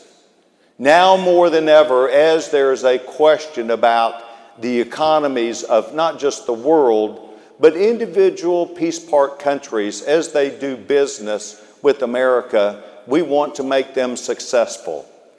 America stands not only as a stalwart of economic prowess, but we also have the leading edge universities and other institutes who will allow them to gain access to the best ideas of the world. Our former governor, now Secretary of Energy, has been on the job some 120 days, and it is enabling him and Congress and the American people, and today the rest of the world, as so many people come to focus on what are we going to do? What does conservative leadership, pro-business leadership, and an opportunity to make sure that in a marketplace that today is embodied with the world, what are those opportunities going to be? Secretary Perry has at his disposal not only the energy applications of the United States, but the vast resources. And I believe that he will effectively and clearly lay out not only targets and goals, but he will make sure that America uses its resources for the benefit of the world. Today, I'm very pleased and proud to introduce not only my very dear friend, but a fellow Eagle Scout, a man who cares very much about not only the sovereignty of this country, but the success of a world. If you'll please help me welcome the gentleman from Texas. Right behind you. Go get him. Well done. God bless. Love you, brother. Thank you. Congressman, thank you very much. I had the distinct privilege to be the governor of the great state of Texas for about 14 years, and 35 years of public service. And in that 30-year period of time, I had the opportunity to meet, in some cases, to become very close to a lot of patriots.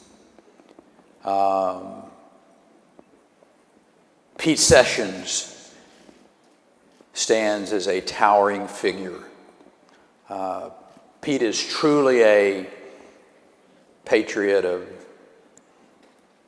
national prominence. So Pete, I want to say thank you for your service to our country. You come from a great and a long line of patriots, your father, but we are privileged to have men and women like him to serve this country. So honored, obviously, to be here among all of you, the distinguished participants, to let the world know that the United States is a global leader in development of energy and next generation energy technology for the global marketplace. When President Trump, I told somebody, I said, it's pretty interesting to get to do a job interview with Donald Trump. And when he asked me to serve in this position, he said two things that bear repeating. First, he said, I don't want us to just be energy independent. I want us to be energy dominant. And second, he said, Perry, leaned across his table, and he said, Perry, I want you to do for American Energy what you did for Texas. A big part of what I had the great privilege to do in Texas, and it sets us apart from previous administrations in Washington, is that we advocate for an all-of-the-above energy strategy. No source of energy is off limits. If it could be developed affordably, cleanly, bring about greater energy security. In the United States, we're developing and utilizing all forms of energy and technology, and we welcome investments into that very vibrant and growing segment of the United States economy. The International Energy Agency has called investment the lifeblood of the global energy system. And I know that investing in this broad and very growing energy sector in the United States will not only enhance that lifeblood of economic growth, it'll also enhance the entire global economy. And it comes from energy innovation. You know, energy investments strongly influence energy security and energy markets. Whether these investments are in conventional, unconventional oil and gas developments, whether they're pipelines, power plants, energy efficiency technologies for either homes or businesses, or that very growing area of renewables. Diversifying our energy supply is important to the United States and, for that matter, the world. Therefore, we welcome investments of all types in our energy sources and services. While I was the governor of Texas, we attracted domestic and foreign investments at a historic clip. One of the reasons was we created a highly skilled workforce. And during my tenure, we developed over 2 million jobs. In fact, Texas became the top destination for foreign direct investment. There were some, I think, over 1,500 foreign corporations who were operating in the state, making up one of the most diverse populations in the country. Investments originate from all over the world. They came from the United Kingdom, they came from Germany, from France, from Canada, Japan, Saudi Arabia, lots of other countries. This is really an interesting observation and a specific example of that. We have this just fabulous Indian community in Texas. And in fact, I had the honor of naming the first Indian American Secretary of State in our history of Texas. We had some 19 Indian originated projects in Texas. Between 2000 and 2016, they generated over 6,300 jobs. In energy, Texas has led the nation in attracting foreign investment. As a matter of fact, between 2003 and 2016, Texas attracted foreign direct investment in 110 energy projects. They totaled about $31 billion of capital outlay, some 13,000 jobs. And these numbers include projects in renewable energy, in coal, in oil and natural gas. And we also were the leader in the nation for wind generation. I think 24% of the entire country's wind-generated energy came from the state of Texas during that period of time. And listen, I know y'all get tired of hearing me talk about Texas, but the fact is, you know, I'm proud of what we were able to do there, but I will also have to admit that the new U.S. ambassador to China, Governor Terry Branstad, is just leaving the governorship to take over that very important role. And he reminds me on a regular basis that Iowa whipped Texas in wind generation with 36.6% of their entire wind coming from that state. And this competition thing is good. If we do for America what we were able to do in Texas, and what governors like Terry Branstad did in his state of Iowa, it means we will aggressively develop all sources of energy. We're not going to let any kind of myopic political decisions restrict us from any reasonable source of energy. When your policy is energy diversity, it is the best hedge against rising electricity costs. We've been experiencing an energy renaissance in the United States over the last decade. 12 years ago, I was very actively courting LNG import facilities along the Texas coast. We were looking to import gas from Asia.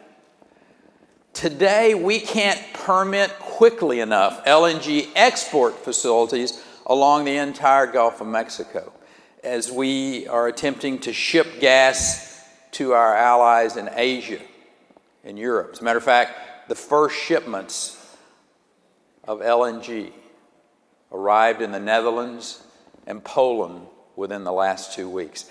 And here is what that signals.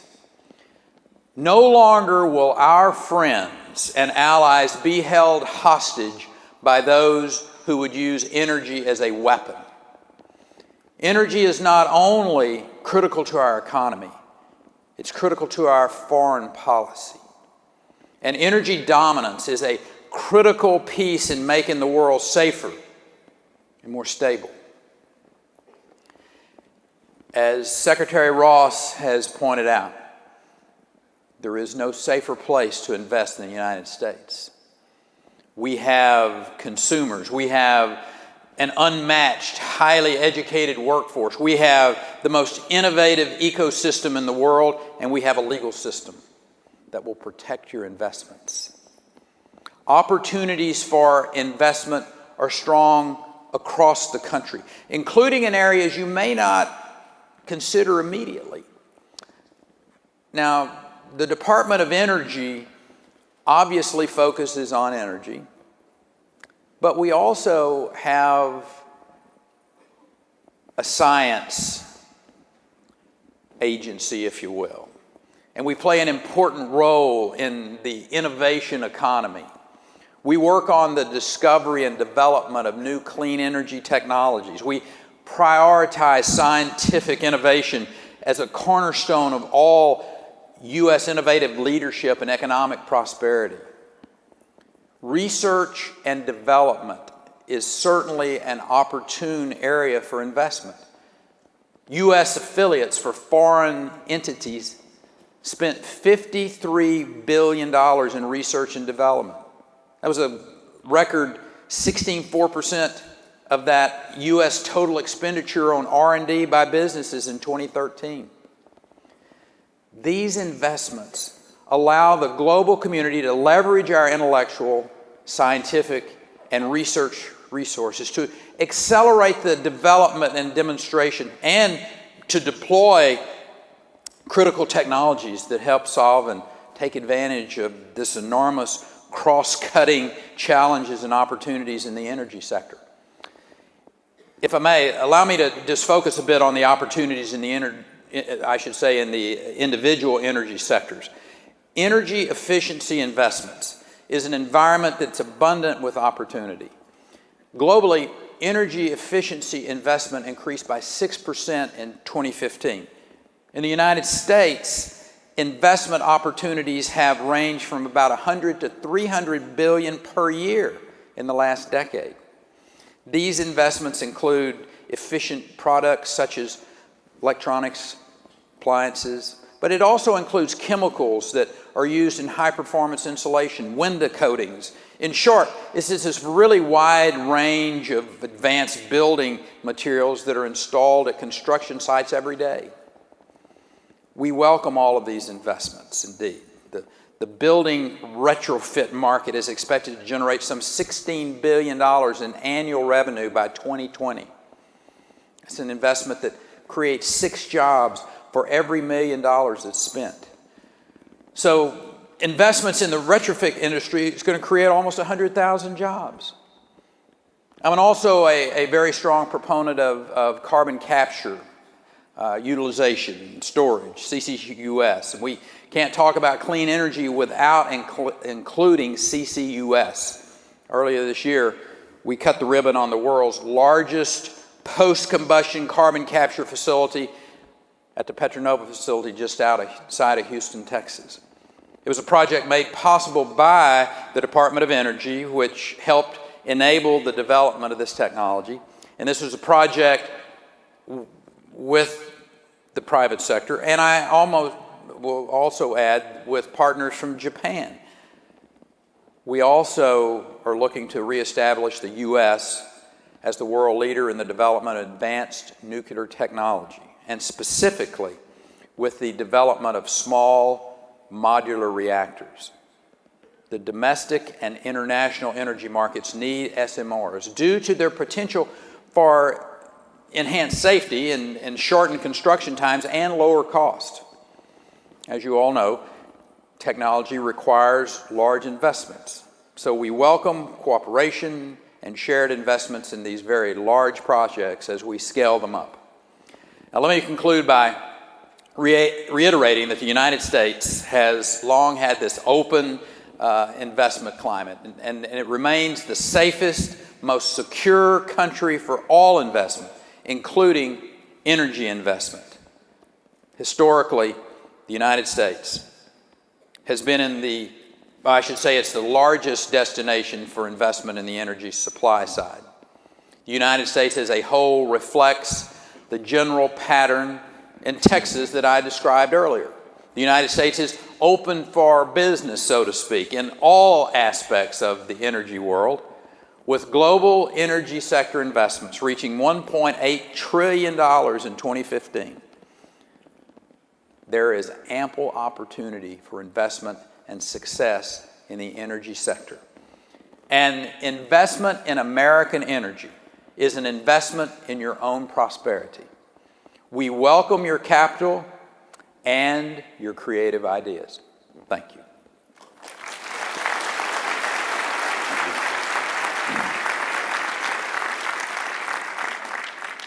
Ladies and gentlemen, at this time we will take a short break. Please return promptly for the next session, which will begin at 10:15.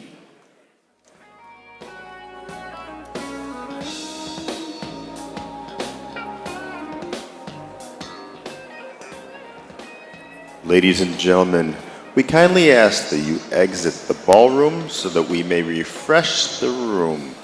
Thank you.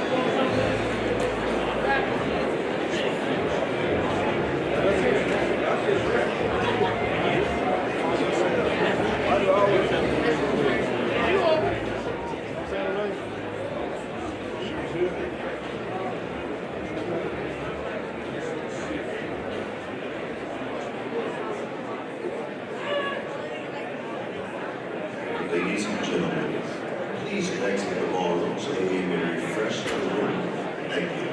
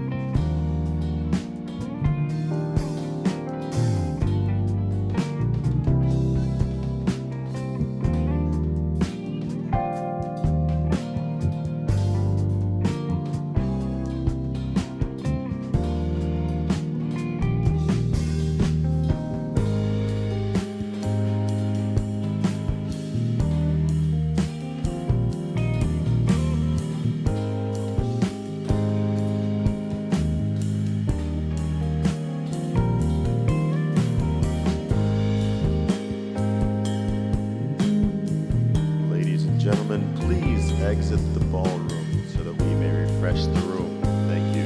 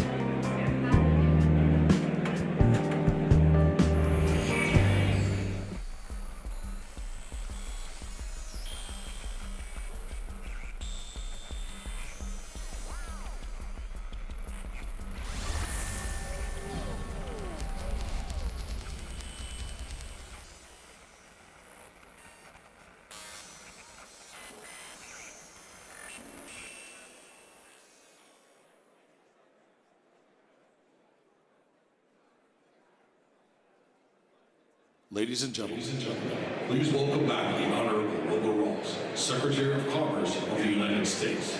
Joining him are Ms. Mary Barra, Chairman and Chief Executive Officer of General Motors, and Mr. Jeff Immelt, Chairman and Chief Executive Officer of GE.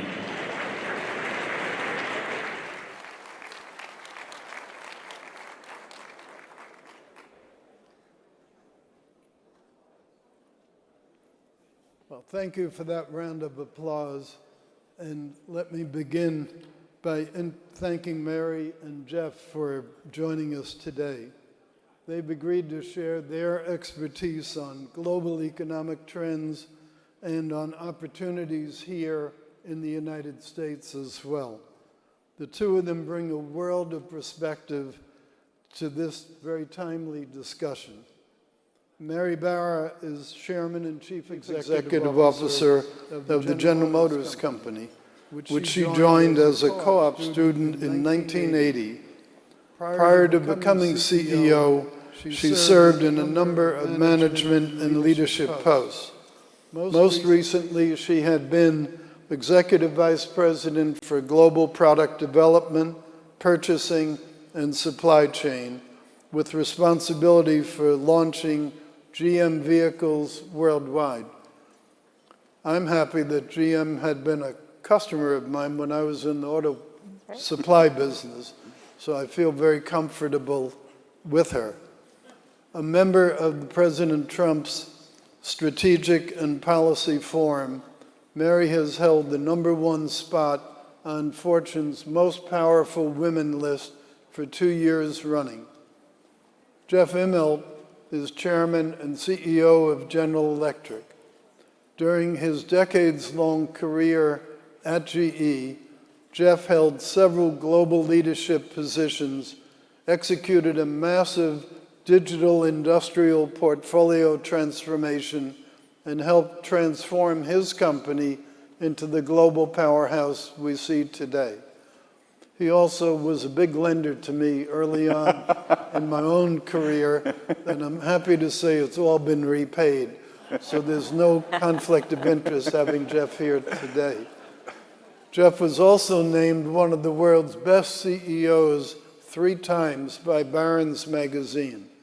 He served as chair of President Obama's Council on Jobs and Competitiveness, and Lords know he needed help on that front.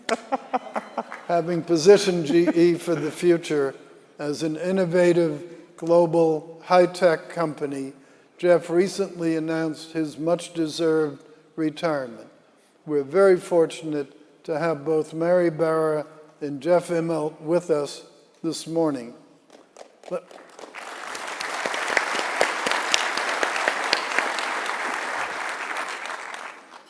Let me open the discussion by asking the first question. Mary, what is driving your global business success today? And then we'll ask Jeff the same question. Sure. Well, you know, it's such an exciting time in the auto industry right now. For General Motors, I think we're building some of the best cars, trucks, and crossover we've put on the roads in many, many years. Here in the United States, we have over 100,000 employees. We have 40 manufacturing facilities and 8,000 suppliers to accomplish that, and then with 220,000 employees globally.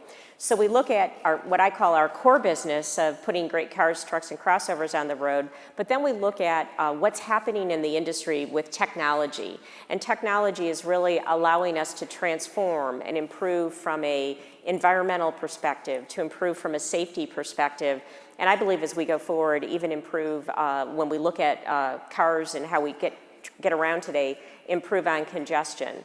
Because we're seeing tremendous technological advances in connectivity, in how we propel the vehicles, whether it's electric or fuel cells, autonomous vehicles, which we can talk a little bit more if you'd like, and then also the whole sharing community. And we have our own startup company, Maven, which is in 17 different cities across the United States.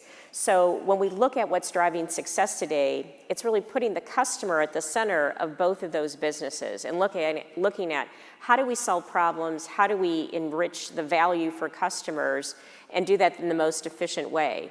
And I think that is really one of the key areas for our success today and what we can unlock in the future, especially with technology. Jeff?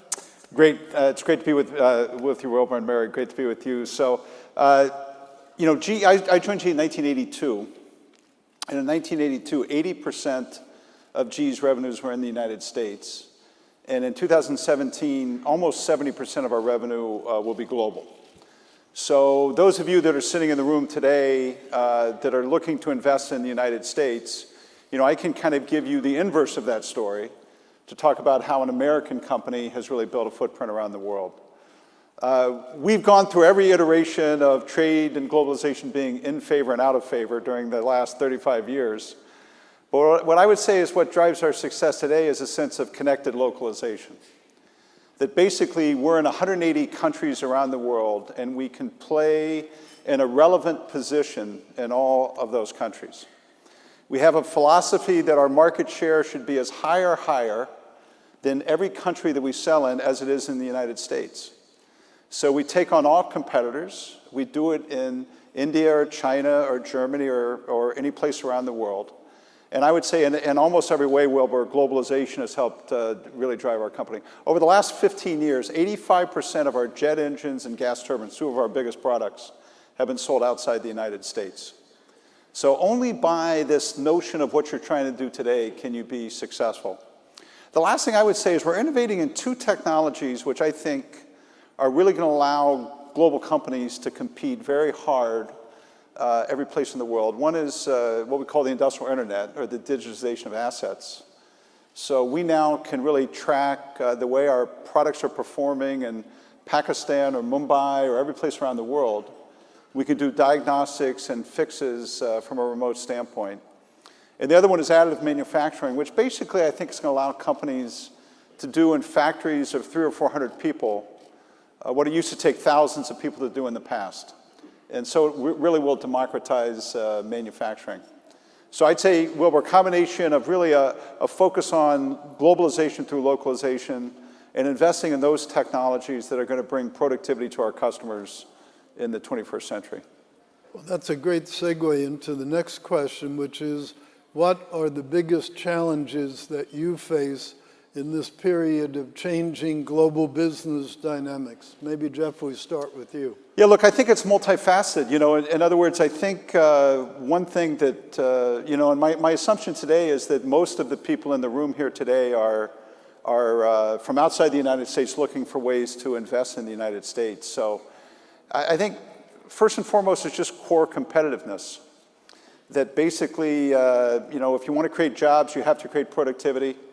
And if you want to have productivity, we need things like regulatory reform, tax reform, the kind of infrastructure, the kind of things that are really at the forefront of what's going on in the world today. So I would place all those on a big basis.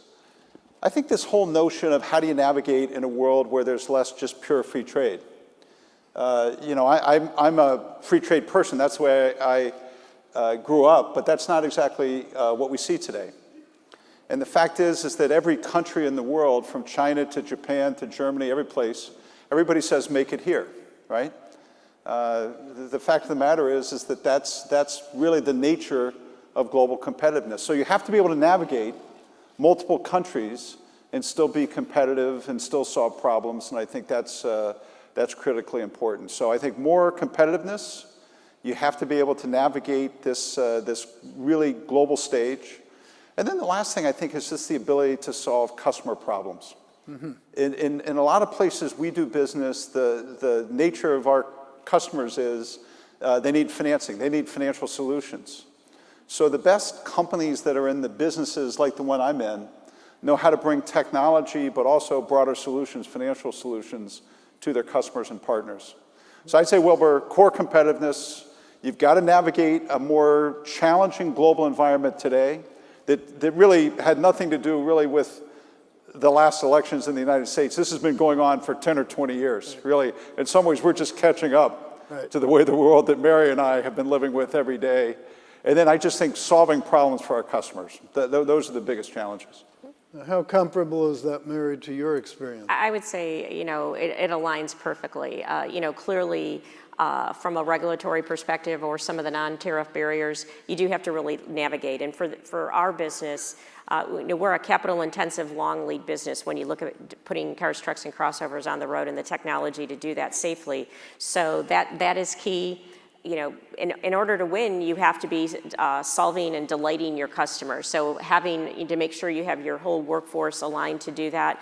And then, I would say the other is speed. And that's something that often a company the size of General Electric or General Motors isn't, people wouldn't necessarily say, oh, for sure they are, but that's one of the things, making sure we have a culture across the entire company, from the plant floor to the executive offices where everybody understands that time is not our friend and that we have to move quickly and with the right technology to make sure that we maintain a lead, maintain a strong base with our competition. Totally agree. Jeff, what do you see as the biggest business opportunities for your industries? I should say industries plural, because there are certainly multiple industries in the next 3 to 5 years. I'd give you a couple, Wilbur. The first one, I again, just in the echo in the stage of, for the purpose of today's discussion, the first one I'd say is globalization. In other words, global markets are still incredibly opportunistic for American companies. In China today, our healthcare business will do almost $2.5 billion of revenue. This is one industry in one region. It's on its way to being bigger in China than it is in the United States. Now, I ran that business in the late 90s. Our revenue was zero. So if you're willing to move, if you're willing to work, there's so many opportunities out there globally. If your name's General Electric, a third of Africa still doesn't have electricity, huge opportunities. The other one I would say is we need to rejuvenate productivity. So any technology that rejuvenates productivity is going to have a huge fit in the world today. Productivity in this country over the last period of time, last 5 or 6 years, has been pathetic. And I think new technologies, again, like digitization of industrial assets, like additive manufacturing, these are technologies that have a real opportunity to rejuvenate productivity. And I think those would just be two of the big opportunities we see in the GE world for the future. Great. Well, Mary, you mentioned a bit about technological change in your earlier remarks. Would you like to expand on that? Sure. I do think one of the biggest changes we're seeing is how people will get from point A to point B. Will it be today we have what we call the traditional owner-driver model. You buy the vehicle, you drive it. We're experimenting with Cadillac where we have Cadillac Reserve, or Book by Cadillac, where you can reserve vehicles and own a share of several different vehicles that you can trade in, whether you want a sports car for the weekend or you need a full-size Escalade for travel. We have our company Maven, which, as I mentioned, is in 17 cities, where it's customized around, one is Maven Home, where it's in a relationship with where you live that you have access to vehicles, or Maven Gig, where if you're looking to need a vehicle where you're going to use it for part-time jobs, whether it's delivery, Uber, Lyft, et cetera, or then I'll say traditional car sharing in a city. And all three of those services are available from Maven. But also, I think one of the biggest changes we're going to see is autonomous. And if you think about why autonomous, why are so many people working on it from an OEM perspective, we think it dramatically increases safety. Right now, last year in the United States, 40,000 people lost their lives to traffic fatalities, and over 90% of them were caused by human error. So if we can take, and make dramatically safer vehicles, we're doing our autonomous vehicles on an electric platform, and so then you start to address some of the environmental concerns and really with a range of 238 miles. We're seeing those vehicles are used, a traditional vehicle owner-driver model is used about 6% of the time. You put a vehicle into a ride-sharing fleet, over 25% utilization, so very important from an environmental perspective. And so as people move from point A to point B, the ownership model is changing the way that they're going to get there all the way to autonomous, and we think this is a huge opportunity. And we're making investments right here in the United States to do this. We're doing our development in downtown San Francisco, Arizona, and Detroit.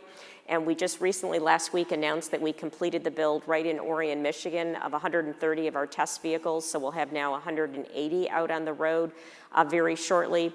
And also a commitment for our startup Cruise Automation that we're doing the development in San Francisco to grow that employment to over 1,100 over the next few years. So really seeing huge opportunity in these spaces that I think will transform for everyone in this room how you move. Let me piggyback on what Mary said, Wilbur. From a business model standpoint, I think in this era of disruption, you need to be present in the markets that you want to sell into to make fast enough decisions that are going to allow you to participate and compete. And that's led us in our company to be much more decentralized and much more local than we used to be. So in the context of today, you know, I think we talk about SelectUSA. This used to be a request. I think now it's an imperative, right? If you want to sell in the United States, or if you're in our case and you want to sell in China, you have to be in these countries. You can't have a bunch of people in an outpost who are on teleconferences at 6 a.m. every morning back to headquarters, who are saying, this is what I need today, and ever hope to win. So I think one of the messages that I would convey to all of the international community that's here today is that really, if you want to be a participant in this economy today, in the period of disruption that Mary's just describing, you need to be local in this economy today. And I think, you know, I was saying to Secretary Ross, I was here the first year we had it. It was more of a cheerleading to get you to invest in the United States. I think today you ought to look at it and say, you better get here or you're going to miss this market. And I can't imagine anybody in this room that wants to miss the biggest market in the world. Completely agree. Right. A lot of folks are very concerned with the workforce of the future and with the growing shortage of skilled workers in a number of areas. We've seen reports that there are some 6 million unfilled jobs right now, and good paying jobs, $65,000, $70,000 jobs. How are you, Mary, preparing your team for the future, and how are you planning to recruit the staffing that you'll need to go forward? Well, it's definitely a multi-pronged approach, because I see that, you know, there is already in some areas a shortage of talent that we see. So, you know, we work at various levels. One is we're working with the K through 12 education system to make sure that we're investing enough from a STEM perspective to make sure that they have the technology resources. We do work with a organization, a not-for-profit organization called Girls Who Code, encouraging girls in middle school to start learning how to code and to relating it to something they're interested in. So I think it starts at making sure we're growing those resources. But at General Motors, when you look at the technology that we use to run our factories, we've already done refresh and training for many of our skilled trades, having the right electronic type backgrounds. And we did that by partnering with local community colleges to put the right curriculum in place that has been very, very successful. And then as we go further, we actually, an interesting area we found talent is we have a program called Take Two that's primarily for women, but there are some men participating. And for whatever reason, skilled engineers left the workforce, or IT professionals, whether it was to take care of a family, an aging parent, or any number of reasons. And we have them come in a 12-week session, and it's like an internship. And we are finding some of the highest success rates. Over 90% of these people who are coming in are going right into jobs and willing and very able to contribute with just a short period of time to refresh their talents. So I think it's a multi-pronged approach that we have to do to make sure we have the technical talent available. And this is across multiple industries. Now, Jeff, are you finding apprenticeships and things like that being very helpful? Hugely so. You know, Secretary Ross, I would just echo everything Mary said. I think we've tapped into things like, first, everything she said about the responsibility business has to really improve K through 12 education. We've really tapped into community colleges in the U.S. as a way to really, kind of drive the workforce. You know, I was at a high school about a month ago in North Carolina in the same town where we have a factory.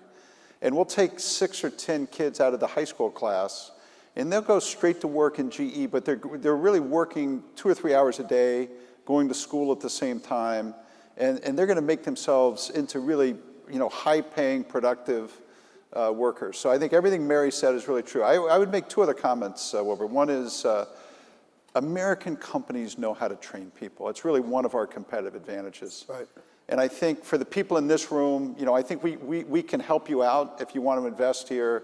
But I think we also look at it as responsibility to help small and medium-sized businesses in the U.S. or the places we go. It's actually one of the things that we're quite good at, and we very much believe in an open door. The other one, if I could, Secretary Ross, is take it in a slightly different direction, which is, everybody's really so concerned about the future of work, and is everybody in this room going to be a robot in 10 years or things like that, And the fact of the matter is that every worker at GM and every worker at GE can be more productive than they are today with better digital tools.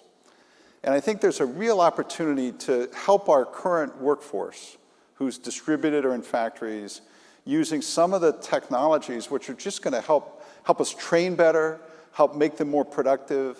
And I actually think there's a very strong short-term pro-worker technology wave that's going to take place. And I know we're investing like crazy in that, Mary. I'm sure, we have a field engineer that's working in a gas turbine plant in Pakistan. And their ability to use virtual reality or artificial intelligence to help make them more productive is hugely critical. And I think sometimes the role of technology and training gets undercovered vis-a-vis how important it's going to be. Absolutely. Yeah. Well, one of the things we've heard from some of the foreign companies that have opened up here is that there's a pejorative connotation in the mind of a lot of high school students and their parents, pejorative connotation to the idea of factory work. And so what some of the companies have been doing is literally having an open session with cocktails and hors d'oeuvres for the high school students and their parents, so they can actually see that a factory is not a dank, dark, dangerous place where people do a lot of physical work, that the modern factory is actually a very attractive workforce environment. And then when they hear that, they've had a few drinks and they find out it's also a much better paying job than they thought, it starts to change the attitude. Have you found the need to... Look, our factories are an inspiration. In other words, if you wanted to see a jet engine being made or an MR scanner or a gas turbine, I guarantee you will walk out of there loving the people, inspired by the technology, and wanting to go to work there. So I actually think that that's one of the beauties of a company like GM or GE is that we can show the value of that work, and people like Mary and me, we fight to create those jobs. We have a extreme amount of pride in our teams and feel responsibility for them. The other thing I would say, people, of our generation, when we were going to school, there were no internships and working in offices. We worked in factories. Right. So I have a real affinity for, what goes on in a GE factory in terms of the value it creates. I would say as well, my very first job was on an assembly line as an engineering co-op student, and understanding how things get made, and then had the opportunity to be a plant manager later in my career. And the sense of community and the willingness, engaging every one of the employees to make sure we're providing a safe work environment that delivers the highest quality, the most productively, and also a part of our scorecard is in doing the right thing to meet our environmental goals, to be a responsible part of the community, is really quite rewarding to know that you're a part of that every day. So again, for a company like General Motors, even someone who's designing a vehicle has to understand what it's going to take to build it, to do that successfully, so we can build 10 million vehicles a year with quality and with great design. So I think it is getting those people in co-op programs, intern programs are very key. And just also echoing what Jeff said, you know, General Motors, we work with our suppliers, and as we look to have the right quality and have our supply base close to where we're building the cars, trucks, or crossover is critical. And so, you know, there is a lot of work that we do to make sure the suppliers are ready and can be successful, because we're only successful if we both are. So I think there's a huge opportunity, and making sure people are interested in making things is actually quite rewarding. Can I also say, Wilbur, if anybody in this room, again, assuming you're looking to invest in the United States, and you want to build your brand, don't buy ads, build a factory. You know, at GE, we look at the commitment in a country, right? The way you become a good global company is you know how to make money in a country and for a country, right? That's how you sustain your brand over a long period of time. So I come back over to the purpose of what we're talking about here today is, if people want to build a brand in the United States, they should make something here. It's the only way you're ever going to be of the country, is when you have people going to work every morning who can put on their resume or put on their time card or whatever it is, this is where I work. So factories are hugely, hugely strategic. I think both of us would agree. This is a core part of our strategy, to think that we can make things where we want to. Right. Well, as you know, most of the people in the audience are thinking about opening up businesses here in the U.S., either greenfield or making acquisitions. What advice would each of you give them as a newcomer to the U.S.? What do you think are the big competitive advantages to having a facility here, and what pitfalls would you advise them to worry about? I think one of the things is understanding the work base, or the workforce in the local community, and making sure you engage them in your business. Because I've, you know, again, crossed many different countries of the different plants I've been involved in building or launching new products. But as you come here, make sure you get to know your workforce, know the community, and it kind of gets to what you're saying, become part of that community, because I think you're going to see a very engaged workforce that wants to learn, is going to be able to contribute and help you, you know, from a productivity and a quality perspective.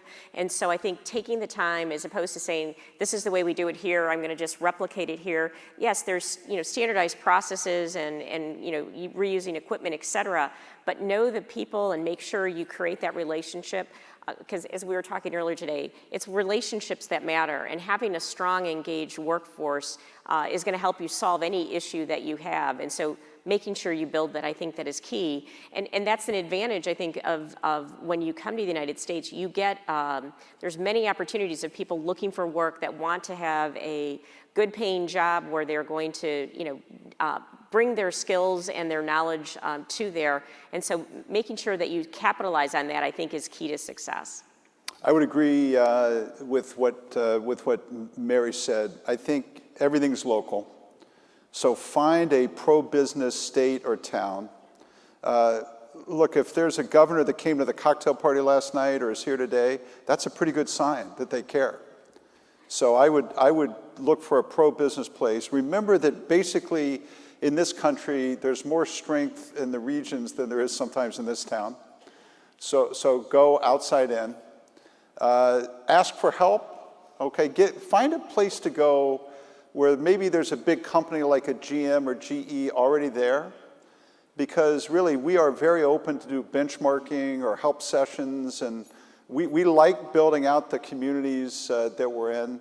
The last thing I would say is, over the last few new greenfield sites we've built in the US, we built in college towns, just because we found that it's, there tend to be better high schools, there tends to be kind of a continuing education headset, and that's really what you need to do to make the things that we do. So ask for help, get local, and really match the skills you need with what exists in the region. Great.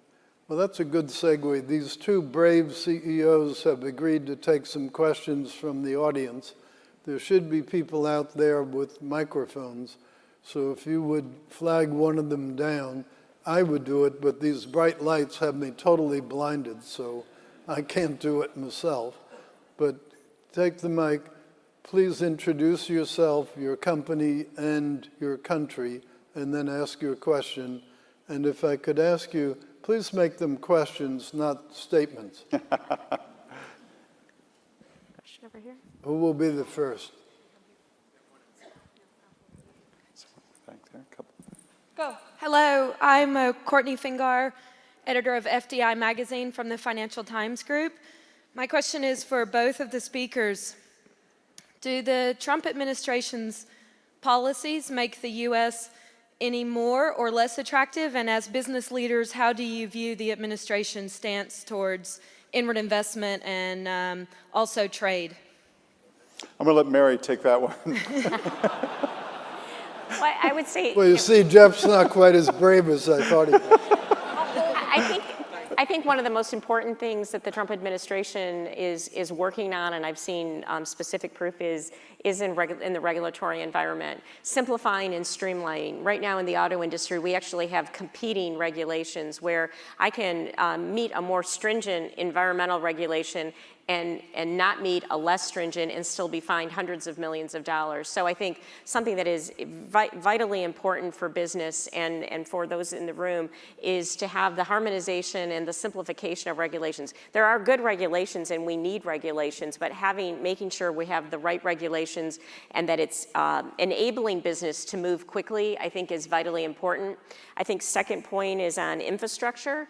I think the work and the investment, and Jeff, you and I talked about that before, of the investments which are also opportunities from an infrastructure perspective in the United States, and then clearly tax reform. So I think those are three things that work in progress, but it's still relatively early that I think will definitely support growing business in this country.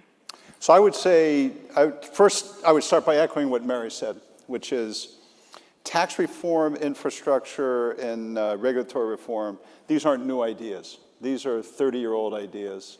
And if we can get action in these three things and can add that to the great entrepreneurial spirit in this country, that would be amazing. Very hard, but amazing.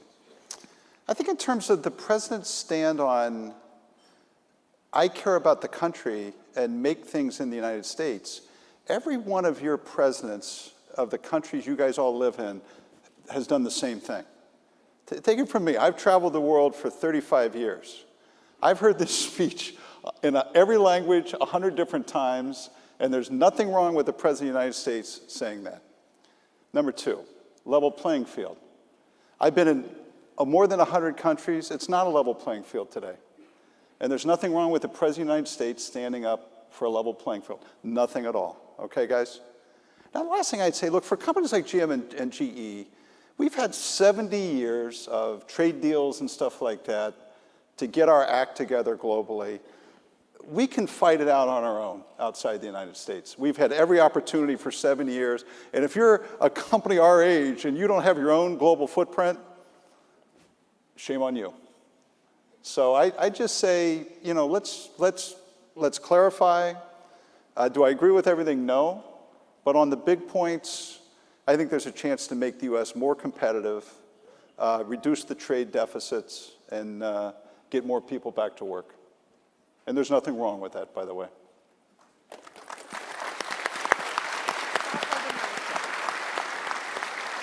Okay, do we have another question, maybe from some other part of the room? Yes. Building on that question, my name is Vipin Sehjwani from Hinduja Links Investment Advisory. We talked about infrastructure, tax regulation. What about free flow of labor or immigration system? A good capitalist system requires, importing skilled opportunities in terms of labor. Where do we stand with that, with the administration and your companies? Okay. You go first.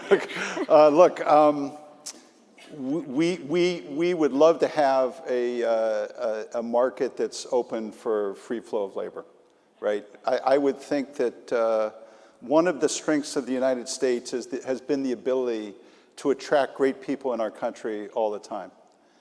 The fact of the matter is that when I go, let's say I'm trying to sell a bunch of jet engines or gas turbines to Saudi Aramco in the Middle East. All of the people that are my age that work at Saudi Aramco went to school in the United States. That's a huge advantage versus Siemens and everybody else, right? This natural affinity for the country, and I hate to see that go away. At the same time, I think the president has certain things that he ran on and that he's trying to put in place, and that's why we have elections. But I personally, and our country, would favor a really good immigration policy in the United States. I think the same is true for General Motors, and actually in the material that you got, which I think reinforces Jeff's point, 7 of the 10 leading colleges or universities in the world reside in the United States. And so the educational opportunities and being able to make sure that that talent can then be hired and do some of the very technical work that needs to be done, I think we look at that and want to have balance in those policies. Okay, do we have another question? They're so easy so far, Wilbur, I mean, yeah. I'm relieved that these 2 new members of the administration are defending us. There's one over there. Must be another question here. I can't imagine there's not. Yeah, hi. My name is Satish. I'm from India. I just recently know that General Motors has stopped selling General Motors cars in India. And India is the biggest, one of the second biggest market in the world. So is it that you're manufacturing in US and then you'll be selling it in India, or what is that like? I'm sorry, I couldn't hear the last part of your, I mean, you have stopped selling General Motors cars in India. And General Motors being one of the biggest in automobile, we just felt why this has happened, So a very difficult decision because General Motors has been in India for almost 20 years. But when we looked at where that market's going and where the strength of our product portfolio is, we didn't see it line up. There's still an opportunity to have some of our iconic brands like the Cadillacs and the Chevrolet Camaros and Corvettes from an iconic perspective. But when we looked at some of the small cars and where the real market is, we didn't see that we were well positioned to compete. So we looked and said, where are the best opportunities? Now we do see going forward, there's still opportunities as we look at some of the different transportation models, whether it's sharing, whether it's autonomous vehicles, recognizing India is a very important market to your point. But as we looked at our product portfolio with where the core of that market was, we needed to reformulate. We still love you though. We have time for 2 more questions. Hi.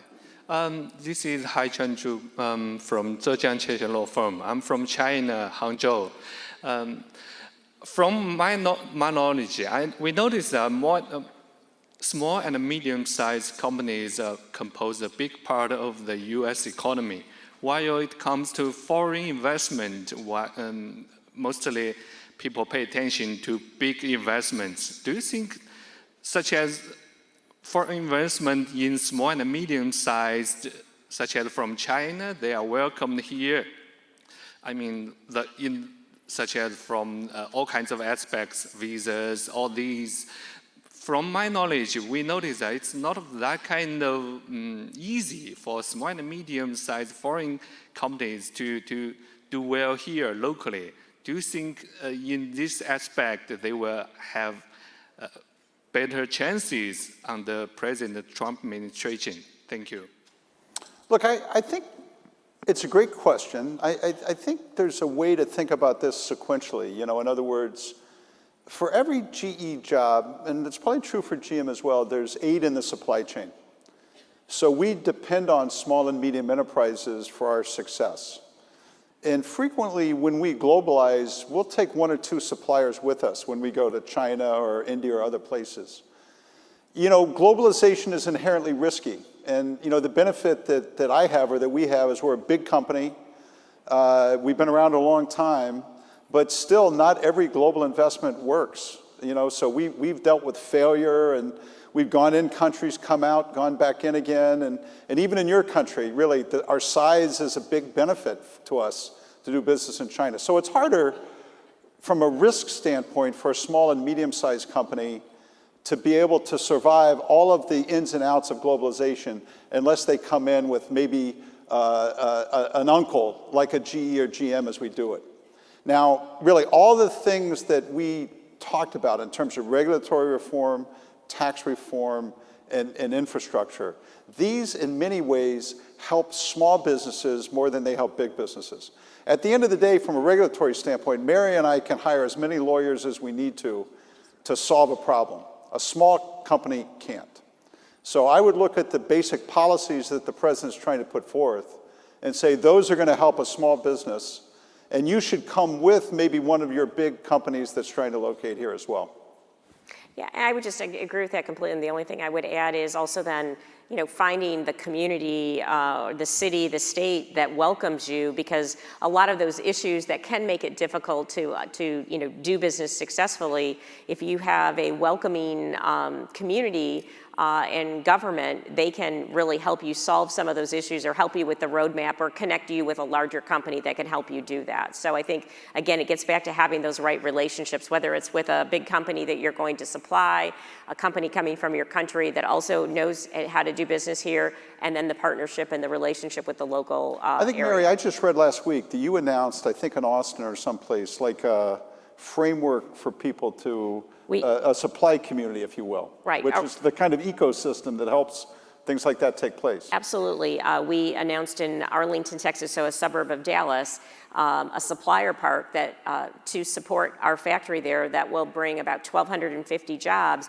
and it does provide a lot of the infrastructure and the core elements that you need to be successful in the business. So I think there's a lot of different opportunities. It's finding that right match. Yep. Okay, last question. Who will cast the last question? Hi, hello. My name is Boštjan Skalar. I am representing the World Association of Investment Promotion Agencies, so one like SelectUSA. First, thank you very much to have you here. I wish I would say the agencies are super perfect serving you when you are trying to expand to the other markets, but the best way would be to ask you, what is your opinion and how do you see the role of investment promotion agencies when one company tries to expand everywhere in the world? Thank you. Look, I think it's a symbol, really, there's a part of what you do that's symbolic, and there's a part of what you do that's economic, right? At the end of the day, we're financially strong enough. The incentives matter, but we can muscle through that. But the trade investment authorities and promotion authorities, they're a face to the world of a country. They give the enthusiasm, the can-do attitude, the spirit, and that, matters to us. Look, as big as GE is, we don't go any place that I don't personally endorse, right? That I don't personally feel good about, or things like that. So think about yourself as kind of the salesman for the region, and we can sense a place that really cares about it. Look, if you don't like business in the beginning, you're not going to like business 20 years from now, right? So we can sense long-term investments, and then the money helps, but I would say the attitude is just as important. Agreed. Well, that's a very happy note to end the discussions on. I hope the rest of the conference works as well for you as this has, and I'd like to thank our two guests for very spirited and good discussion. So let's give them a good round of applause. Good, man.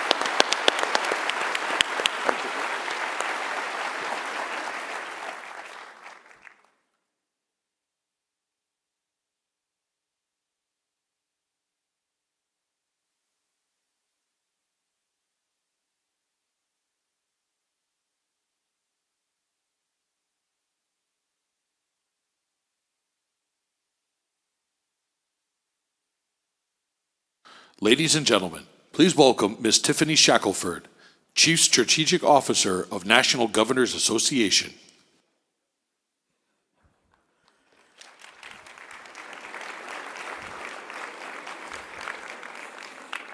Good morning. I'd like to first thank SelectUSA for hosting this summit and bringing together investors and organizations from all over the world. The National Governors Association amplifies the voices of governors who are economic development leaders in their states, whether it's acting as the #1 job creator, building and sustaining infrastructure, or providing workers with the skills they need to be economically secure. Democratic, Republican, or independent, all governors come together through NGA to share best practices in these and other policy areas, united in helping the people of their states. State and local governments own and operate more than 90% of our nation's infrastructure system. Bridges, roads, rivers, and rails are critical to industry and economic competitiveness. And though states face distinct challenges in maintaining their diverse forms of infrastructure, they share the goal of finding innovative ways to finance these essential investments. Foreign direct investment has played a critical role in growing states' economies. And as the CEOs of their states, governors stand ready to harness these opportunities to further benefit of their citizens. And now I have the honor of introducing two governors who have been on the cutting edge of implementing initiatives to address the economic issues in their states, from attracting record levels of investment to partnering with workforce training programs. The Honorable Governor Matt Bevin has served as governor of Kentucky since December 2015 and has been a dedicated member of the National Governors Association. Prior to becoming governor, he served as an Army officer as well as in the financial industry. He brings a wealth of business acumen as a founder of several companies, and he has managed and vastly expanded multiple businesses. One of our newer members, the Honorable Governor Henry McMaster of South Carolina, has served as governor since January. Before becoming governor, he devoted years to serving South Carolina, including 2 as lieutenant governor and 8 as attorney general. His commitment to state politics translates into a deep understanding of South Carolina's unique economic development needs. Kentucky and South Carolina both have leaders who consistently apply an innovative approach to infrastructure policy and workforce development. I also have the pleasure of welcoming our moderator, the Honorable Jane Garvey, North America Chairwoman of Meridium, the largest investor of public-private partnerships in the US. With her decades of experience and service in top influential leadership roles in the transportation industry, I can think of no better person to moderate this critical discussion. And in our office, we call her the infrastructure rock star.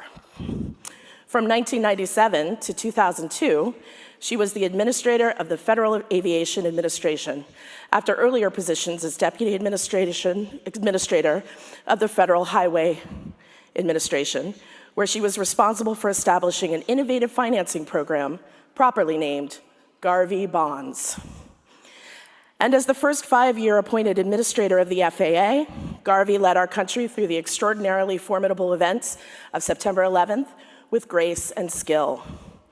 Please join me in welcoming the Honorable Governor Matt Bevin, the Honorable Governor Henry McMaster, and the Honorable Jane Garvey. Yes, very honorable. That's us.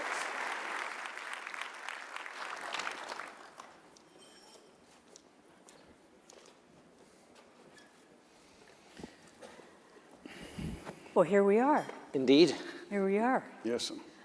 Well, thank you very much, and it's a real pleasure to be here. Thank you, Tiffany, for that lovely, lovely introduction, and to the National Governors Association, who are great supporters not only of SelectUSA, but certainly of all of the efforts that SelectUSA does throughout the year.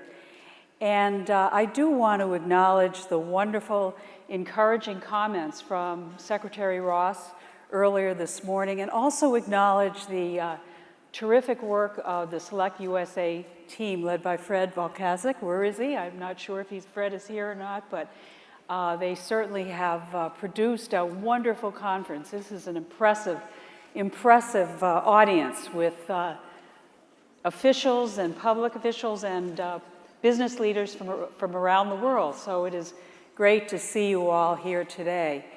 And let me say that I am deeply honored and privileged to be here with two wonderful governors, two very distinguished governors. We talked a little bit ahead of time, and I have to say that they represent two very distinct states, different parts of the United States, different parts of the country. But I believe, as the Secretary said this morning, they're representative, really, of the varied and really a wide variety of the U.S. market and the vast experience that the U.S. market has to offer. So we're delighted to have them here. And I will say that while they are distinct regions, they do share a common theme, and that is that they are led by visionary leaders. Each of the governors here with us this morning has, as you heard from their introduction, has a real commitment to bringing investment to their states, and they've done it through innovation, they've done it through technology, and they've done it through, I think, some of the most creative leadership that we've seen in the United States. So while I think they'd be the first to admit that sometimes states compete, and they probably have competed, it really makes, as again the Secretary said this morning, for a more robust engagement. So we are delighted to be here and to have this discussion with you. We heard this morning a little bit from manufacturers. We just had a wonderful panel with folks who represent some pretty significant companies in the United States. And we're going to have a chance now to really engage in a discussion with the governors. And if I could perhaps begin the discussion by asking you to tell us a little bit about your state, a little bit about your own priorities. And I'm not going to choose which one should go first. I'll just go perhaps to the governor. Oh, go ahead. Governor Thank you. Yeah. Thank you, Ms. Garvey and Governor Bevan. I'm very happy to be here representing South Carolina and bringing the message for South Carolina, and that is we're open for business. And we're doing very well. We had leadership over many years in South Carolina that was very far-sighted, and one thing they began back in 1961 was our technical education system, and we now have 16 different locations, 16 technical education colleges around the state, and we are linking them up with businesses that want to expand in South Carolina or work in South Carolina. We have a vigorous apprenticeship program that we have been working on and is making great strides. It's very successful, and also something called Select South Carolina, Select Ready SC, that where our people will actually go to another country or a plant, another part of the country or a foreign country, and see what they need, what kind of skills, workforce skills they need to come to South Carolina. It's all at no cost. It's worked very effectively. All the big companies that we have now have said that was a critical part of the attraction of South Carolina, and that includes a lot of big companies, and we're looking for more.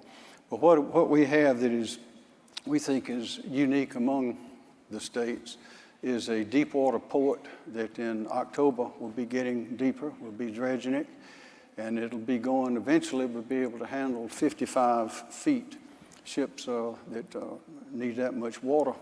We just unloaded 3,090 containers a couple of weekends ago in just over 11 hours. It's almost 4.5 containers per minute. We really do it very quickly at the port in Charleston. And we have 2 inland ports. That's a rail line. Norfolk Southern runs up state to 85, Interstate 85, and the CSX line runs from the Port of Charleston up to I-95 in Dillon, up towards Charlotte. So when the Dillon one gets working, we'll have those 2 rail lines where truckers can come in on those highways and drop their load or pick up a load, thus saving a lot of time. We have plenty of power, a lot of water, beautiful sunshine, lots of golf courses. We got everything. If you can't find it in South Carolina, you probably don't need it. So sounds pretty good, Governor. And we are happy to be, one thing that we stole from Matt was his Go Pro, Go Proud program, but we couldn't get the legislature to put any money in it this time. But it's a great program, and it's that kind of innovation where the states are and very much in a competition, and it's paying off. I'm happy to be here for my state. Great. Great. Governor. Thank you. I mean, it is true. We do compete with each other, but we're friends with each other, and we learn from each other, and we take ideas from one another. There's an old saying that iron sharpens iron, and the best ideas come from people who work together, even sometimes competitively. I'll start. I just want to thank those of you for coming, because this is a topical time. There's a lot of concern and excitement all at the same time as it relates to foreign direct investment in the United States. And like South Carolina, so too Kentucky is open for business, but America is open for business. And we'll be talking about this over the course of this panel. But in Kentucky specifically, a couple things that I want to touch on. First of all, his comment, South Carolina is a wonderful state, don't get me wrong, but he said if they don't have it in South Carolina, you don't need it. They don't have bourbon in South Carolina. I'm just saying. And I don't know if you need it. I don't know if you need it, but a lot of you want it, and you can only get it in Kentucky. So I will say this, though. Kentucky is blessed by having a lot of things that many of you are looking for. For those that are looking for a presence in North America and in the United States specifically, we're smack dab in the middle. We're geographically well located. You can get in one day's drive to 2/3 of the population of the United States of America from Kentucky. We are a logistical hub. The UPS World Shipping Hub is in Kentucky. DHL's North American Shipping Hub is in Kentucky. Amazon just announced that they're going to build their World Shipping Hub, their Prime Air Hub, in Kentucky. The reason being, there are many reasons, but not the least of which is the geography, the logistical expertise that's already there, the workforce that is very capable and proven in the logistical area. My vision, it's often been said, without vision, the people will perish. You've heard that said. And my vision for Kentucky is that we will become the absolute epicenter for engineering and manufacturing in North America, specifically in the United States. That it will be, while there are many good states, and I'm sitting here with one of the finest in terms of South Carolina's representation, there are many great states, but I want Kentucky to be the crown jewel. And so the riverways, the roadways, the railways that transect through our state, 6 major water ports along our 2,000 miles worth of riverways. We've got interstate highways that connect. We have 4 seasons, none of them too extreme. We have an incredible workforce, and we'll talk about workforce development because it is a challenge for every state in America and every country in the world. We'll talk about what we're doing in Kentucky to make it easier. But last year, we had an all-time record. We had over $1 billion of capital investment from foreign direct investment. This year, we already have about $1.8 billion in foreign direct investment in Kentucky just in the first 5 months of this year. So what we'll be talking about, there's tremendous opportunity both through P3 opportunities and direct investment as well. There's an opportunity to do business in Kentucky. We want to do business with you. We are doing business with you. The last thing I'll say is this. There are more than 500 foreign-owned companies that are located in Kentucky, more than 500 from 34 different countries and employing well over 100,000 people in Kentucky. So we love what you have to offer, and we think you'll love what we have to offer. And I look forward to this conversation unfolding in the minutes ahead. That's great. You can see why we invited both of these governors. They really are enthusiastic about their states and wonderful places to be with a terrific business environment, I think. Let's talk a little bit more about foreign direct investment. How do you see that unfolding in your state, either where you've already done it or perhaps ideas that you have for the future? And Governor, do you want to? Sure, I'll be happy to touch on that real quickly. There's several areas. Again, foreign direct investment, let me take it to the highest level. You all represent a variety of countries and a variety of businesses and industries. For many of you may know this, many of you may not, this is the first political job I've ever had. I've never been in politics, it wasn't my background, so I come from a business person's perspective. So when I'm working with countries and industries, I try to approach it from how would I want this to be done if I were in your shoes? And I have a degree in area studies and I've traveled in 50-some countries around the world, so I come at this from some experience, but and I've done business in a number of these countries, so I try to put myself in your shoes. Where is there opportunity? Look at the highest levels. There's so much geopolitical unrest right now in the world. There's nowhere safe, including North America, completely. We've seen that as evidenced in recent days in this very area. And yet, on all the world's fronts, there is perhaps no continent more perceived to be, and in reality, safe, stable than North America. So many countries and companies are looking to put a presence in North America, and they're going to look at states like ours and others. And so the question you have to then ask yourself is, where can that money go? So some of you will be looking for direct investment, perhaps locating a business in America for the first time, building a production facility. And we're talking with some of those in this room and others as well about doing exactly that in Kentucky. But then additionally, there are things called P3 projects, and we'll talk about that as this panel unfolds.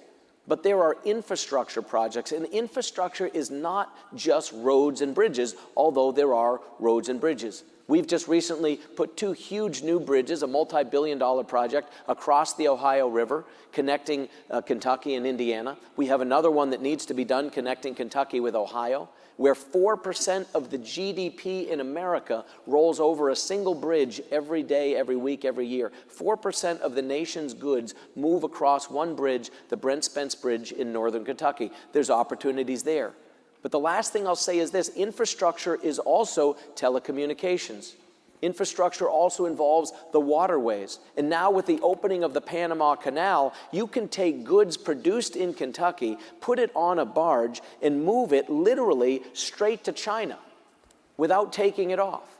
These kind of opportunities are extraordinary. So developing that natural water port that already exists, developing the telecommunication infrastructure. We're doing a $283 million project right now with a foreign direct investor in upgrading our broadband internet capability. So there are many things like that, and we can talk about those again as we unfold here. But direct as a company and also in conjunction with the state on various projects.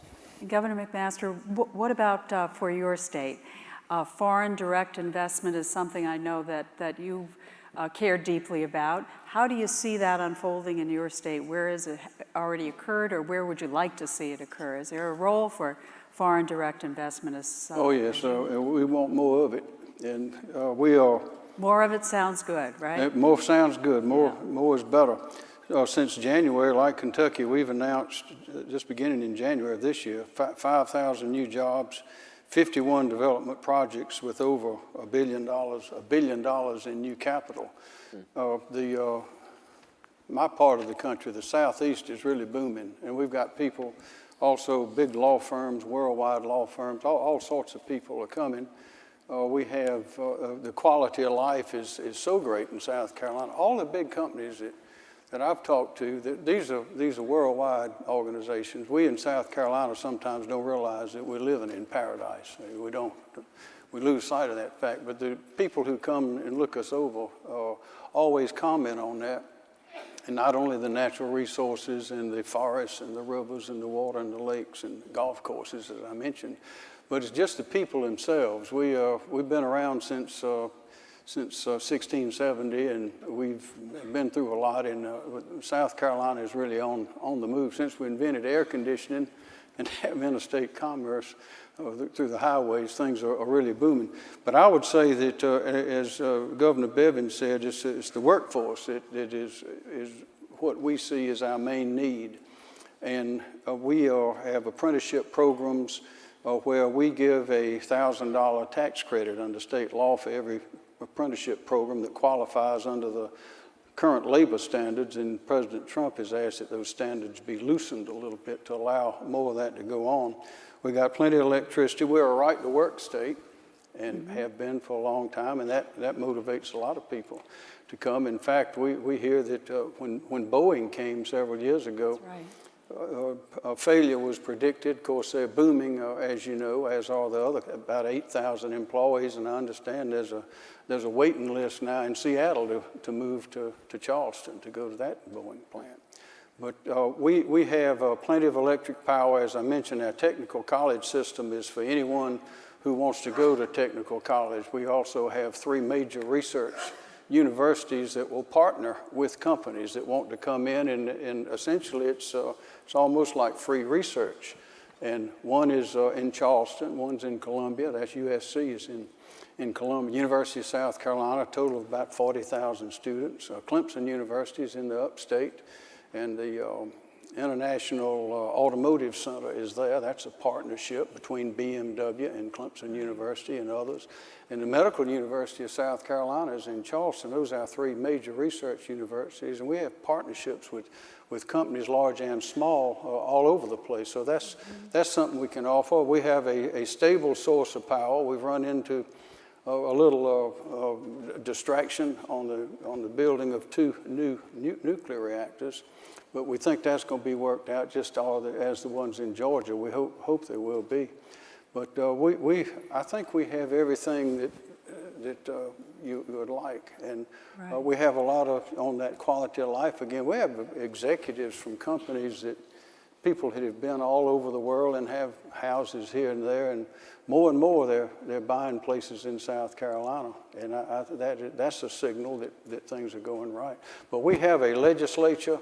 We are known as a legislative state, and our legislature is four square behind the economic development in South Carolina.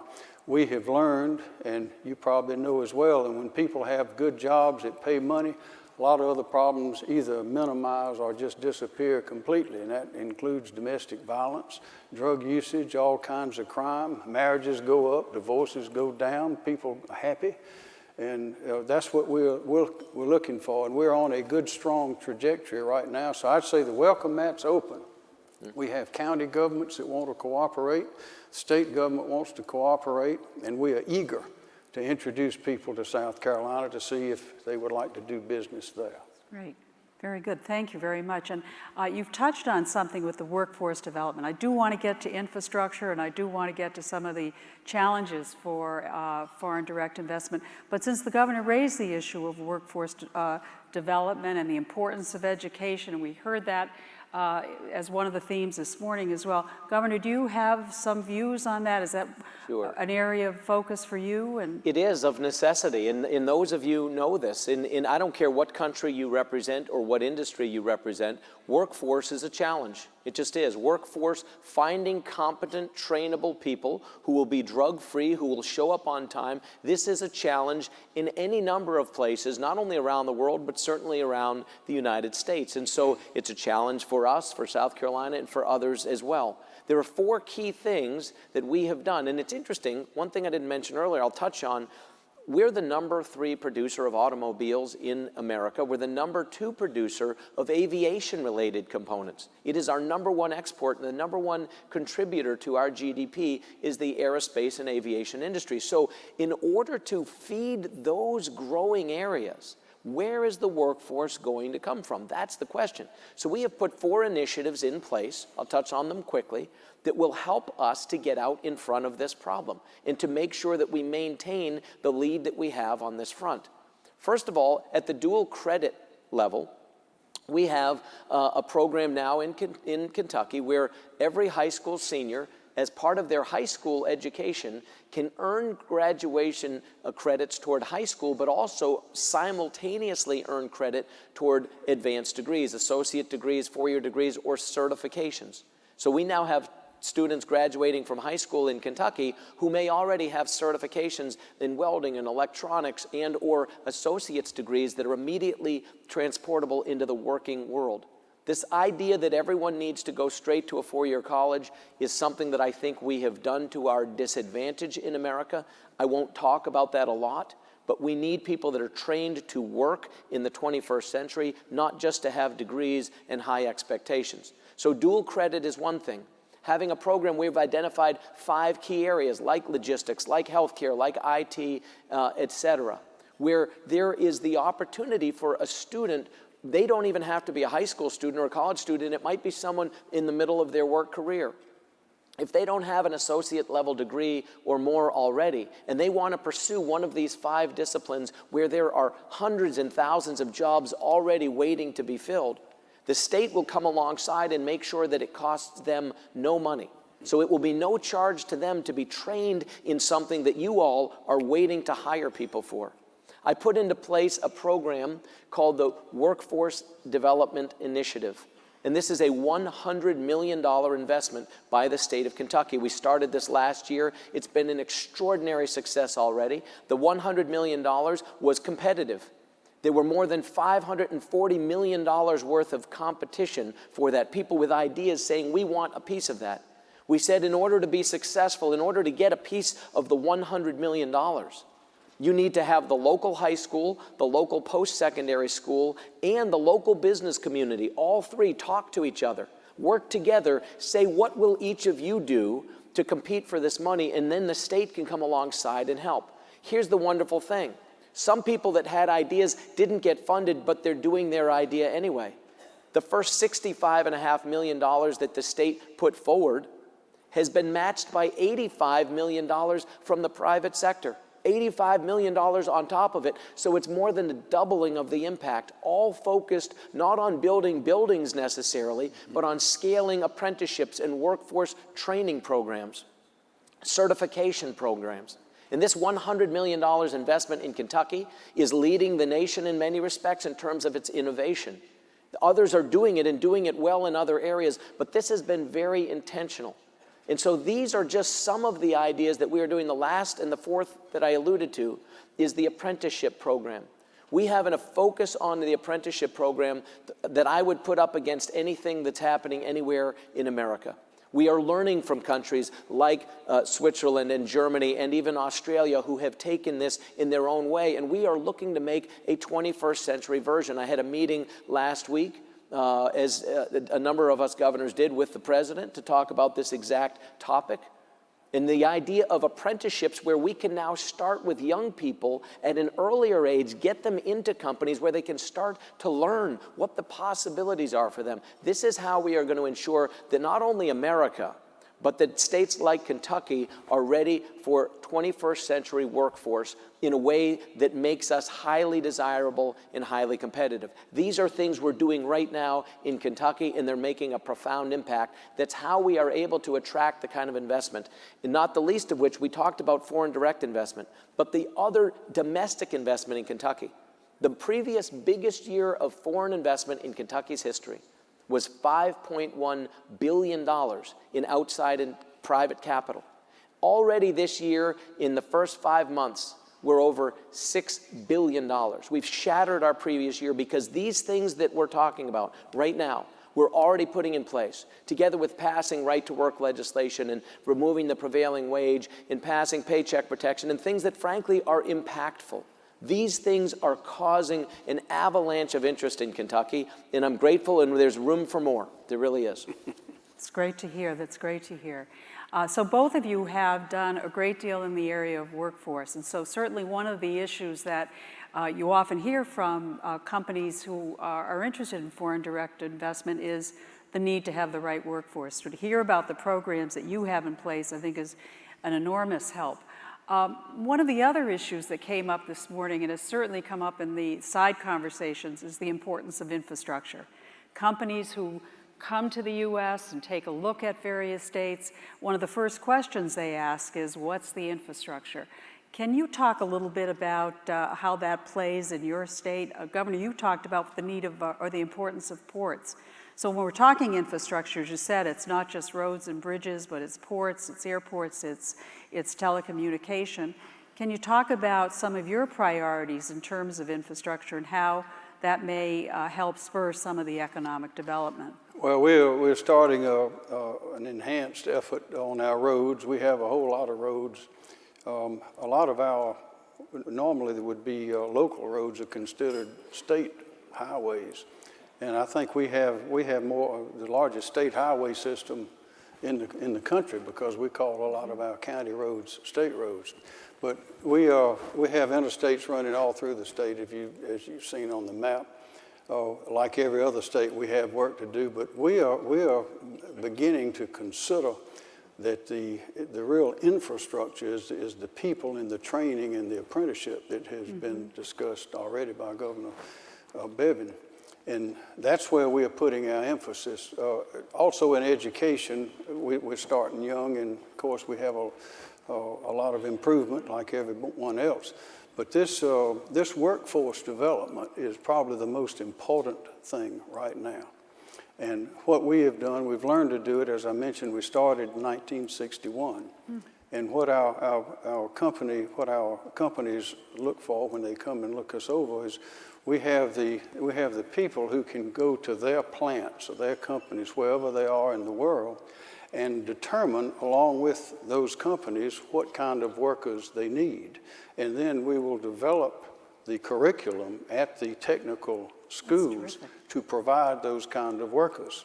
And in addition, and this is all, of course, at no charge to the company.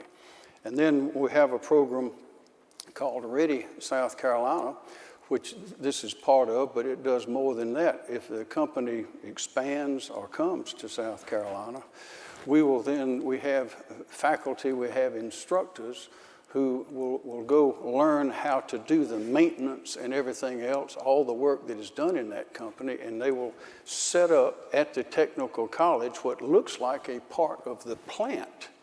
I went into Trident Tech down in Charleston, Berkeley counties the other day, and I didn't realize it because I was absorbed in something else as we entered. I thought I was in the Mercedes plant. It was actually the technical college, a part of the facility there, because they had Mercedes vans in, and the students were working on them under the supervision of these people who have been well-trained managers on how to teach. That's all at no cost, and we can advertise through our technical college system, which again started in 1961. We can advertise for the workers. We can help them do the paperwork. All of that costs nothing to any company, provided you go be permanent, and you're going to have good wages, and you're going to have benefits for the employees. So we are very eager to do all we can, and as Governor Bevin, we too have an apprentice program, and we've talked to some of our big companies, including BMW and Mercedes, and they are very dependent and encouraged about it. And again, that doesn't cost anybody anything either. But here's the interesting thing I've noticed in these major companies, as well as in some of the small ones, is the world's changed. And there are jobs out there now that didn't exist 30 years ago. We have somewhat of a cultural problem in this country where for years we've been telling all the young people they have to go get a 4-year degree in order to be successful. Well, we have long-distance truck drivers that make $100,000 a year, a nuclear welder. We had an instance where a young man was almost homeless, a street person. Someone took him under his wing, got him his GED, which is a graduate equivalent degree, because he didn't graduate from high school, but he got that degree. That allowed him to enter the technical college, which is typically a 2-year program, or you can just get a certain certificate. There must be hundreds of those certificates that are available in our 16 colleges. He got his welder's associate degree and went to work, came back, and got his nuclear welding certificate, and in a space of about 3.5 years, he was making $125,000 a year. We've had people in Tower International and other companies say that their maintenance people don't bring toolboxes anymore, they bring a laptop. So these kind of jobs have changed. It's a whole different world out there, and we're trying to encourage the guidance counselors, the high schools, as well as the parents, that there are great jobs awaiting these young people that are highly skilled, highly professional, highly respected, and they can make a lot of money. And if they want to go back and finish up either online or some other way and get a 4-year degree, they can do that later. But we have 22-year-olds getting out of technical college buying houses, getting married and buying houses. That is the major element of our infrastructure that we must focus on as we see it. Thanks, Governor. That's terrific. I wish my son were buying a house. That's right. Send him to your state. Isn't that what basements are for? Yeah, I think that's what most that's what he kids thinks. Yeah.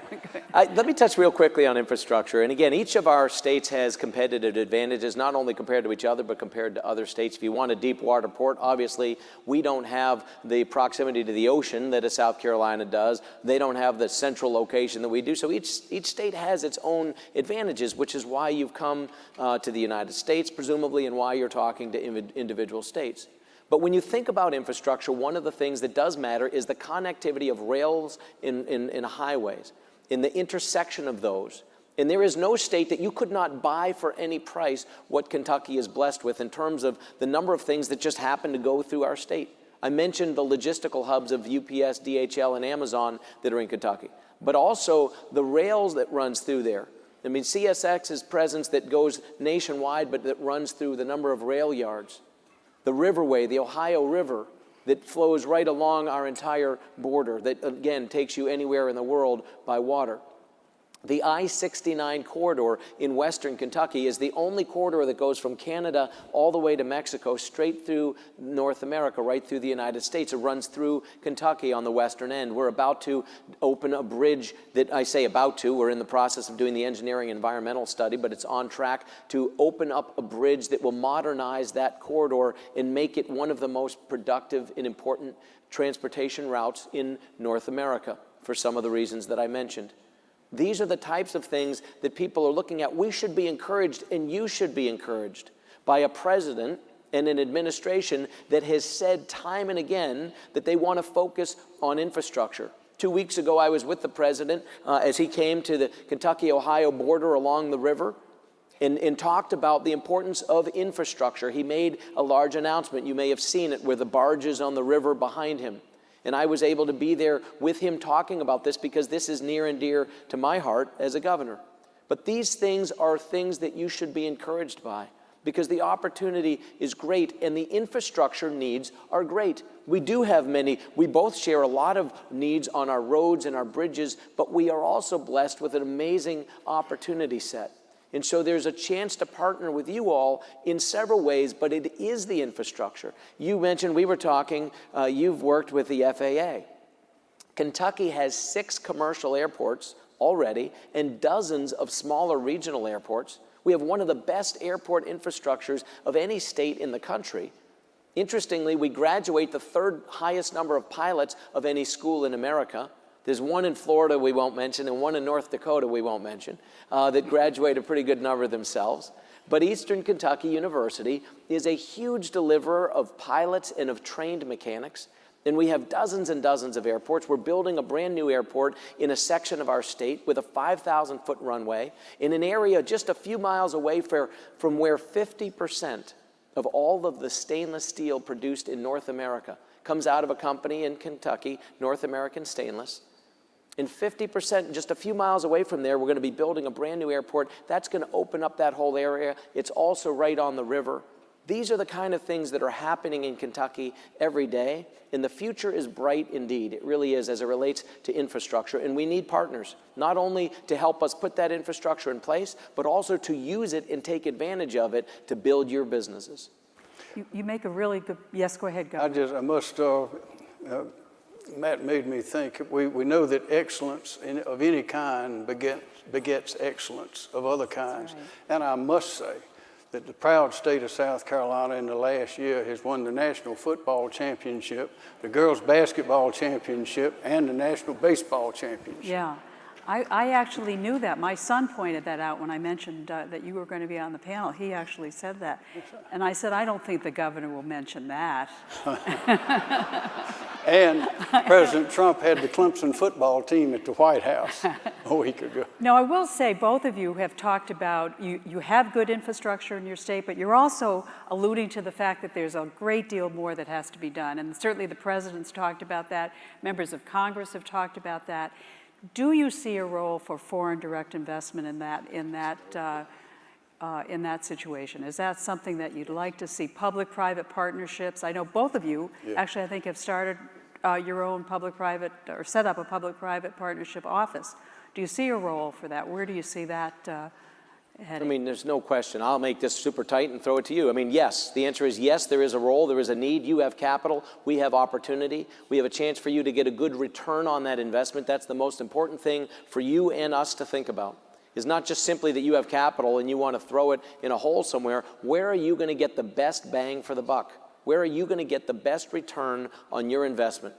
Whether it's a country, whether it's a company, whether it's an industry, where can you go to invest your capital in a foreign direct investment to get a good return? And in Kentucky, we have example after example of where companies have gotten.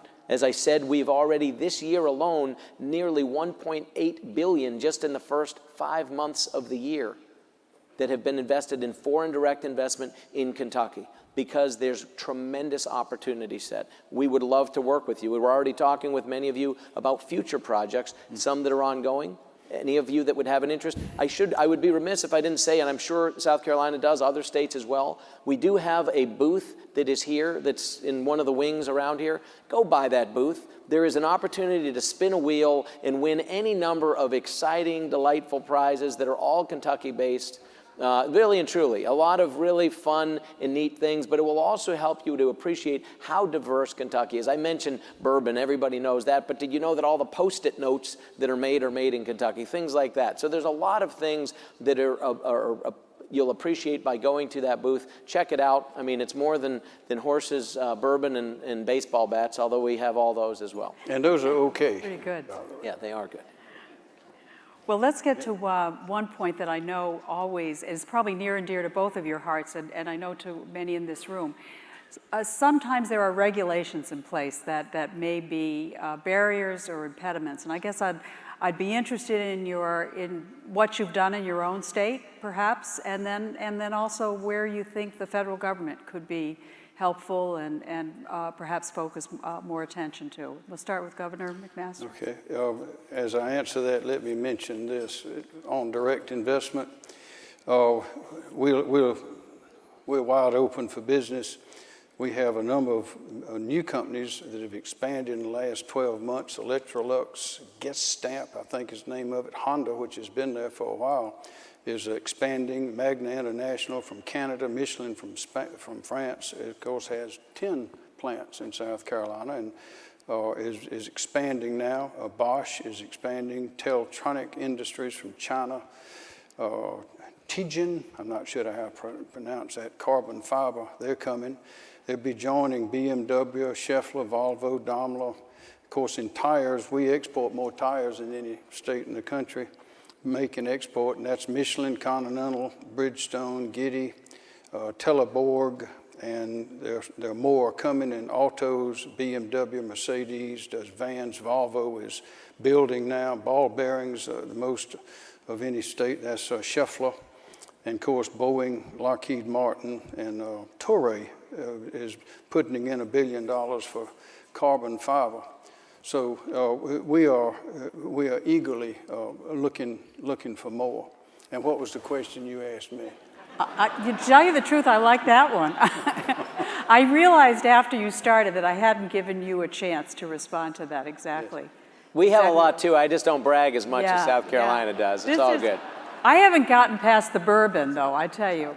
I think that the question really was about regulation. What have you done in your state? That's not nearly as much fun as what you were talking about, though. The most regulations are the tax code, and that's what's got to be changed. And I'm delighted that President Trump has put that four square in his time. And also the personal property tax on machinery, we're cutting that down in South Carolina. Our income tax is pretty low. It's maxed out at a flat. It goes up to 7%. But and we want to bring that down. We're having right now my predecessor Nikki Haley, who of course is at the United Nations now as ambassador to the United Nations, started on going through all of the regulations, the state regulations that we have, which are presented by the various agencies, and unless they are vetoed essentially by the General Assembly, they become in effect. She went through and studied and found a lot and eliminated them, and we are now taking that to the next step, and we're going around having meetings in various parts of the state asking the businesses, large and small, to come tell us what regulations there are that we need to get rid of. So we want to get it down. President Trump said he wants the agencies, for any new one they impose, he wants them to get rid of 2. Well, we'd like to be able to do something like that, but we're working hard, and it's hard to find these regulations that hurt until the industries or the people tell you, because they're the ones that run into them every day. There's some EPA regulations that need to be lightened up a little bit. They're very important. In our state, we want to guard our natural heritage very closely, because that's why a lot of people come to our state, and it's a beautiful thing. Yeah. I think that's a really good point, that your point really is that you do still have to care about the environment, and you can, but are there duplications? Are there regulations that may perhaps take it a step too far, or sometimes there are state regulations and federal regulations that it's almost, again, very duplicated. Oh, it's awful. It's you have just building permits and things like that that take so long. But we have our counties. Everybody's on the team in South Carolina, and we're a relatively small state. We're about in the middle. But one thing about our state is everybody knows everybody, it seems. And someone once said they want to know a legal question: if we're married in South Carolina and divorced in Georgia, are we still cousins? You can get things done. We can turn on a dime, and it is wonderful to hear President Trump recognize that the regulations themselves, just the time of going through those that are worthy of existing, but just the time of going through them is almost cost prohibitive for a lot of expansions or a lot of investment. So we're doing on the state level what he is doing on the national level, and I think it'll be good for business all across the country. One of the things on this same front, and I will say that was just a softball there, but I'm not going to touch it. That was because we are truly friends, and I think the world of this man and of the state, and we've, as I said at the beginning, we learn a lot from each other. But I'll speak specifically to some of the things on the regulation front, the things that we're doing in Kentucky. You see me wearing this pin. I don't know how much you can zoom in on something like this, but it's a little pair of scissors cutting through red tape. And all the cool kids have one, by the way, so if you happen to see someone with them, they got it from Kentucky. And this was something we put in place about a year ago. I was about 6 months on the job. I've only been governor now for a year and a half. But 6 months in, I said, you know what, there's way too much regulation. We have more than 4,700 regulations, and they're comprised of more than 130,000 rules in Kentucky. And I'm quite confident we could cut a lot of that and still regulate you. So I decided that we would cut 30% over the course of 3 years, 30% of all of the regulation and red tape in Kentucky. So we established this red tape reduction initiative. And if you want to see what it looks like, and I would encourage every one of you, every country, every company, every state, to steal this idea. It's not proprietary. We would all be better if every entity tried to do this. Go to a website called redtapereduction.com. Redtapereduction, all spelled out, .com, and take a look at what we're doing and how we track what's being done. Of the 4,700 regulations, when we started this a year ago, we've already reviewed 2,000 of them. Of those 2,000, we've already repealed outright about 153 of them. We've got another 200 and some odd that are scheduled for repeal. We've already amended 184 of them, and we have about 450 that are scheduled for amendment. So we are going through these in a fairly methodical process. I knew it would take time, and indeed after a year, we've not even gotten through half of the regulations, but of those we've gotten through, nearly half of them have either been eliminated or updated and modernized. That's what you all want. That's what we want. It makes it easier to do business. The one commitment I'll make to you as the governor of Kentucky, if you come to Kentucky with us as a possibility, you may end up deciding at the end of the day that a South Carolina or some other state is the best place for you. But if you come to us as part of the initial analysis, we will help you get to yes or no as fast as anywhere you're likely to go. And it starts by leadership coming from the top. And my cabinet secretaries, to a person, men and women alike, are business-minded people who understand that time is money. And if you come to Kentucky, we will help you in very short measure understand what the regulations are, what the impact is, and whether or not there's anything we can do to expedite permitting, to expedite the process associated with figuring out whether we're the best place for you. And we owe you that, because if you come to us, even if we're not where you decide to be, I want you to be able to get to where you do need to go if it's not us. And I do believe that many of you who may not have thought Kentucky is the right place for you will be shocked and amazed. This is why the UPSs and the DHLs and the Amazons and the Fords and the Humanas and the GEs and all these other companies are there, is because it is a good place. And cutting regulation is a way in which you can find us easier to do business with. And so this is something I'm committed to. Go to redtapereduction.com. Take this idea, do it everywhere.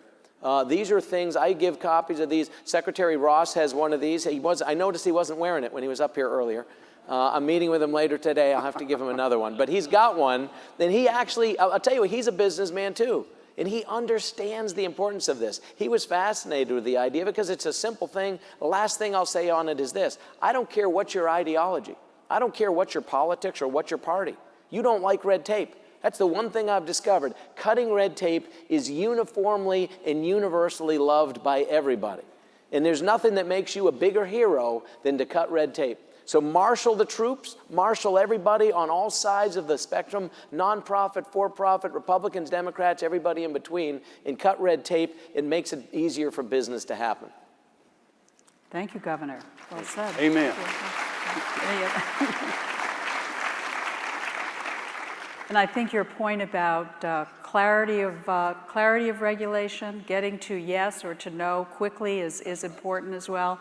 And Governor, your point about you can still have protection of the natural resources, still have the environmental concerns addressed, but do it in a more sensible manner is really what you're both saying. Let me touch on one real quick thing. It made me think of that when you said this. There is a company that announced just a couple of months ago they're going to invest $1.3 billion, $1.3 billion US, to build the most modern aluminum rolling mill in America. And they're going to build it in eastern Kentucky in an impoverished area. But it is all the most modern manufacturing processes and methodologies that allow it to be the most unimpactful environmentally at the very same time.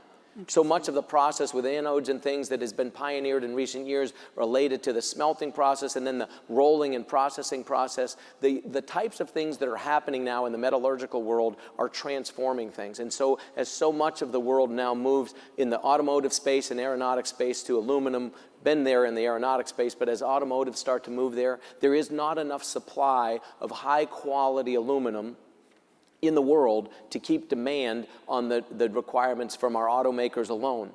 And so the fact that this new mill that will be ready in 2020 to start putting out 370,000 tons of aluminum every year with the ability to scale up to 500,000 tons of high quality aluminum plate that is able to be used in the aerospace in the automotive industries. That's going to be in eastern Kentucky, a company called Brady Industries. If you're looking for aluminum plate, you probably ought to get your orders in now because it will be exhausted quickly, seriously, because there is not enough of it out there. And that will be the most cutting edge and effective. The last thing I'll say too is energy costs. If energy costs matter to you, the cheapest electric rates in the United States east of the Mississippi River happen to be in Kentucky.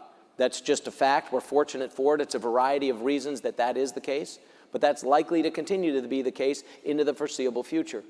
And so if you need something like the metallurgical and manufacturing worlds that need a lot of electricity, the cheapest rates in the eastern United States are in Kentucky. And so we'd be happy to talk to you about that as well.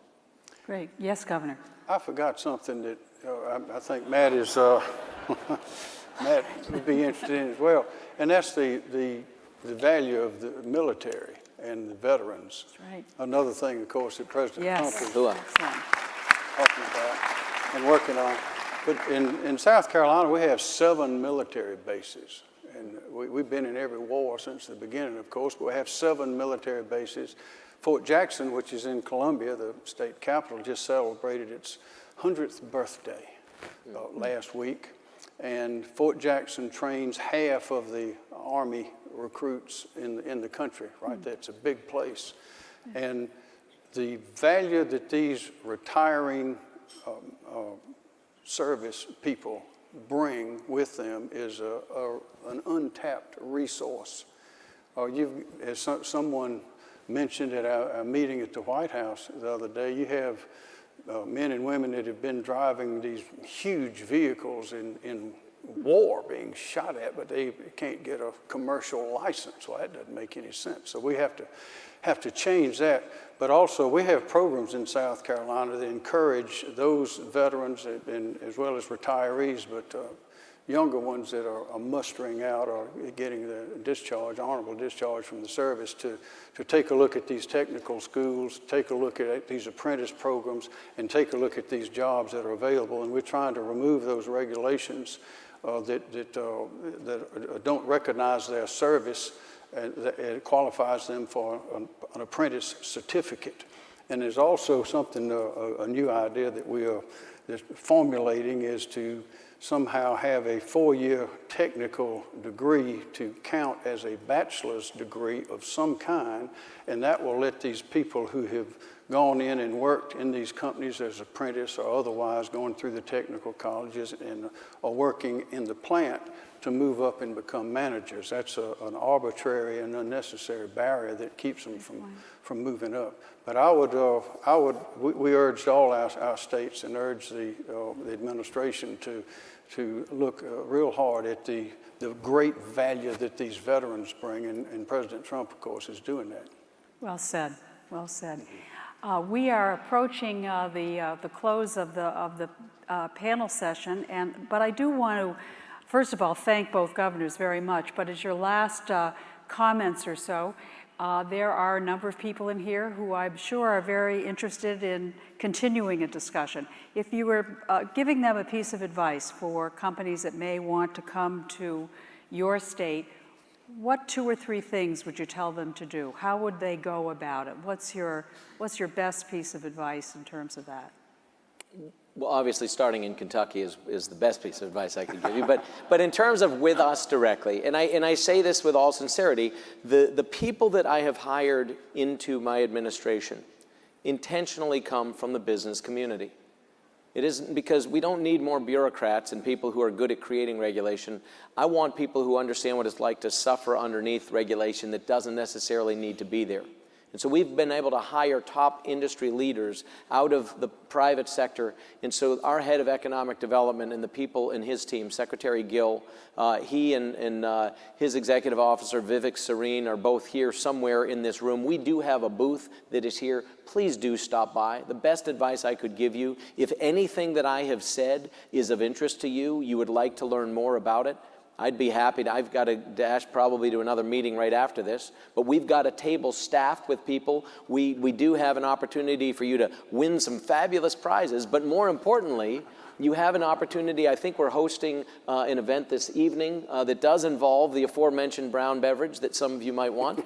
And so there's an opportunity for you to interact, but stop by the booth. Get some information, get our contact information. If you're looking for cheap energy costs, if you're looking for logistical advantages that don't exist anywhere else, if you're looking for a geographic location, 4 seasons, none too extreme, an incredibly qualified workforce, but hundreds of millions being invested to make it even better still. If you want these types of things, if they might be helpful to you, stop by our booth and get to know Kentucky, because it's not all of them that are unique to us, but we are blessed with an amazing abundance of them all rolled up in one special magical place. And I'd be grateful if you would come by and talk to us. And Governor, is your point of contact the Chief of Economic Development that you referred to? Is that, you know, often people say, well, where do you really go? I would start with our secretary, Secretary Gill and his team, the Cabinet for Economic Development. Because frankly, that's what you're looking for. Foreign direct investment is a function of dealing with economic development folks.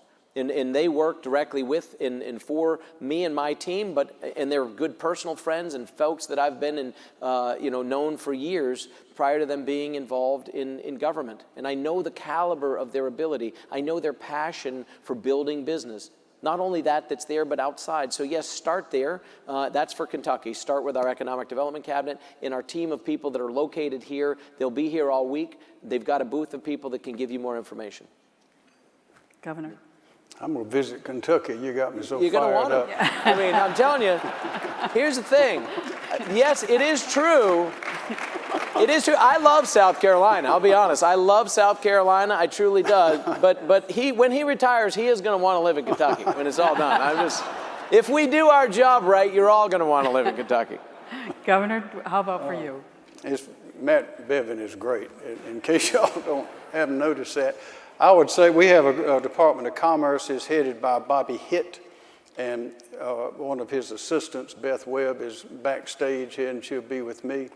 And you can call them, or you can call this number, 803-413-8769. That's 803-413-8769. That is my cell phone. That's awesome. And if you want to come to South Carolina, we're available. I will say this, and seriously, that's how people get in touch with me all the time. We have the mountains on one end of the state, the beaches, beautiful beaches on the other end. All the explorers, when they were coming across in the 15 and 1600s, were writing back to the kings and queens, telling them they'd never seen any place like what we now call South Carolina. And we have an abundant power, plenty of water, a great climate. These research universities that want to partner. We have a great technical college system, including those programs. But I tell you, I may have mentioned this at the beginning, the thing that interests me in talking to these companies that are in the state and have been for a long time, or just new ones, they say it's the people. They say there's something different about the people. I think every state has a little bit of a different flavor. But it's the quality of life, the friendliness and willingness to help, and the determination, willingness to work of our people. And it reminds me, just briefly, people come in and they say, this is true. They say, I can always tell when I'm in South Carolina. I don't have to look at a map. Don't have to look at a sign. I always know when I'm in South Carolina. How is that? They say when I go in to eat a meal somewhere, between placing my order and paying my bill on the way out, the waitress will call me honey, sweetie, darling, and dear. That's how I know I'm in South Carolina. That is terrific. Honey, sweetie, or darling. What was the last one? Say what? Darling. Darling. Honey, sweetie, darling, and dear. Give it a try. Yeah. You'll see. Well, I want to thank both of the governors. This was a very terrific conversation, and I think we can see why they are such great leaders for their state, and I would say for the United States. It made me very proud to sit here and to listen to the innovation that I heard, and the programs that you have, and the way that you've embraced really innovation and also direct foreign investment. We're excited for not only for your states, but for the United States. And thank you all for participating. Say one quick thing real quick. Let me just real quickly. A last I want to reaffirm something that we've said. Do invest. We need, whether it is in our states or somewhere else, America needs your investment. We want your investment. And as a leader of a state and two leaders of states, I'm telling you, we speak for many of our compatriots, both Republican and Democrats alike. And I don't speak for the administration, but from the conversation, the two of us last week were in the White House with the president talking about this very topic. We need your investment, and we want it. Don't be distracted by seeming rhetoric or somebody's spin of that and the interpretation of that. We need strong foreign direct investment. So please do come. We are open. We don't just say it. It's true enough. Thank you for being here, because what you came here for, there's tremendous opportunity in America. It really is. Thank you. Thank you. Thank you. Thank you. Exit.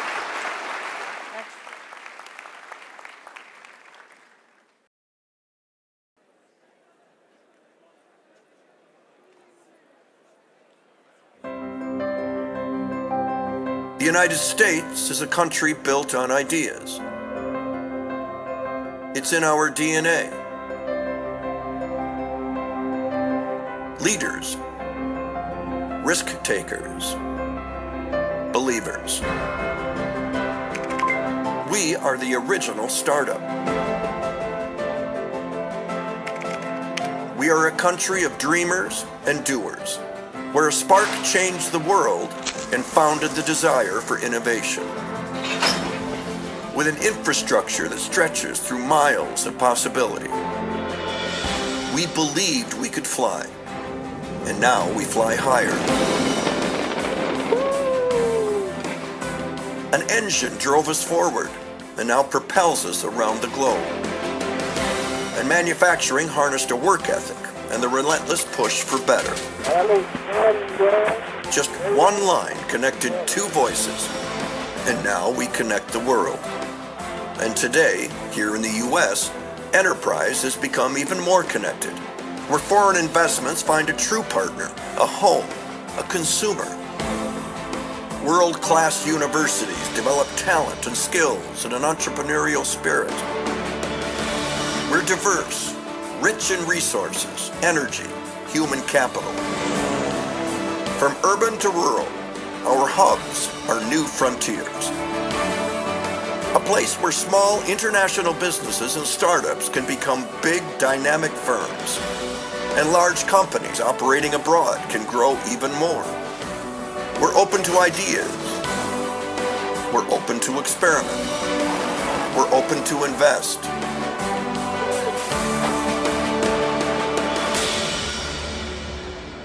We're open for business. Select USA.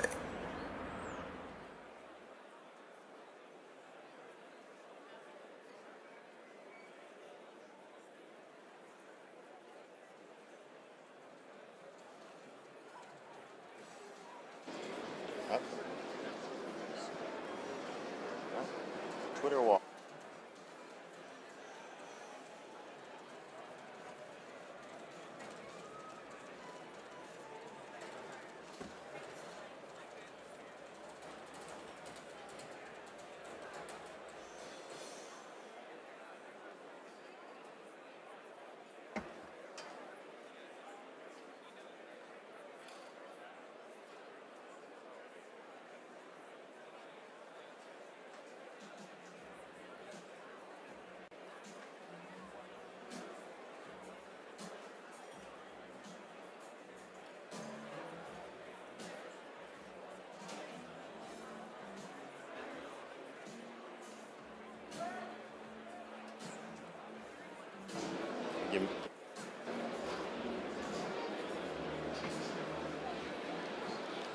Ladies and gentlemen, the program will continue shortly. Please do not leave the room.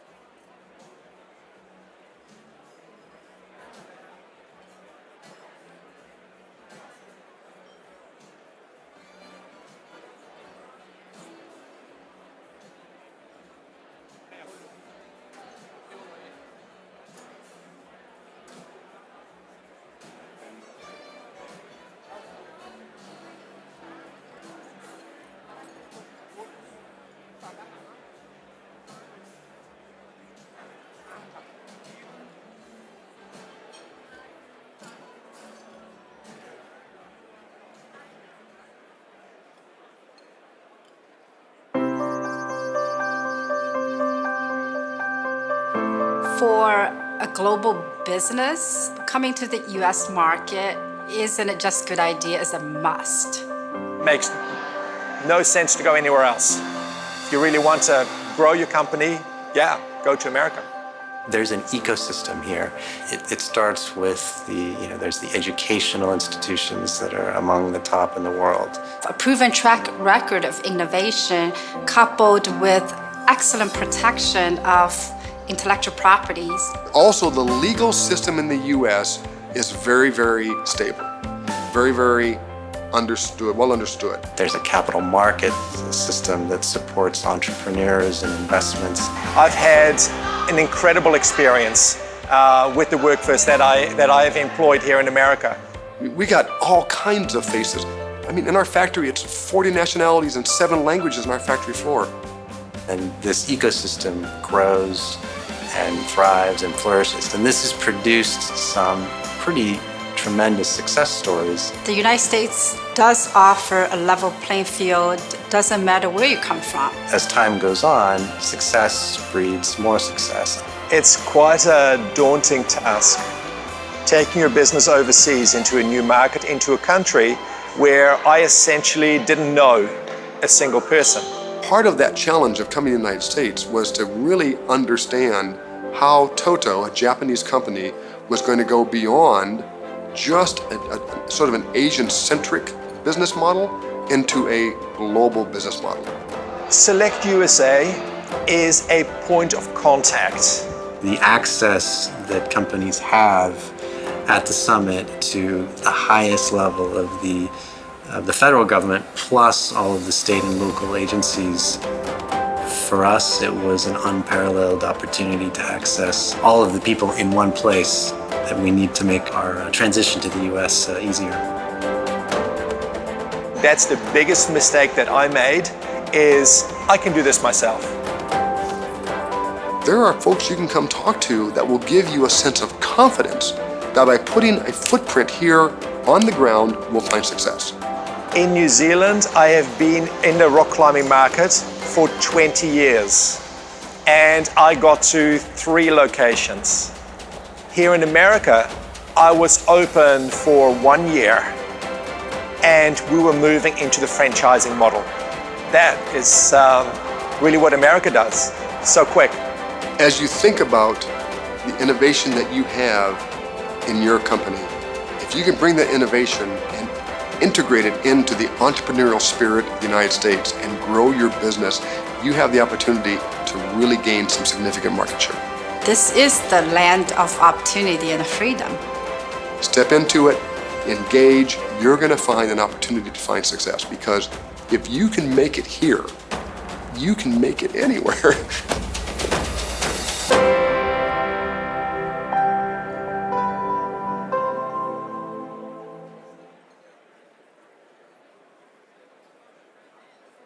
Ladies and gentlemen, please welcome to the stage Mr. Dimitri Sevastopoulos, the Washington Bureau Chief for the Financial Times, to moderate a discussion with the Honorable Wilbur Ross, Secretary of Commerce for the United States, and the Right Honorable Dr. Liam Fox, the Secretary of State for International Trade and the President of the Board of Trade for the United Kingdom.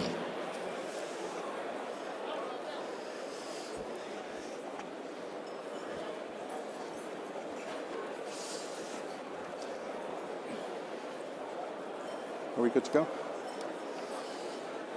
Hello, everybody.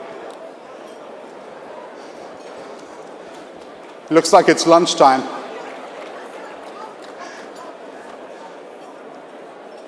Are we good to go or not? If I could have everyone's attention, please.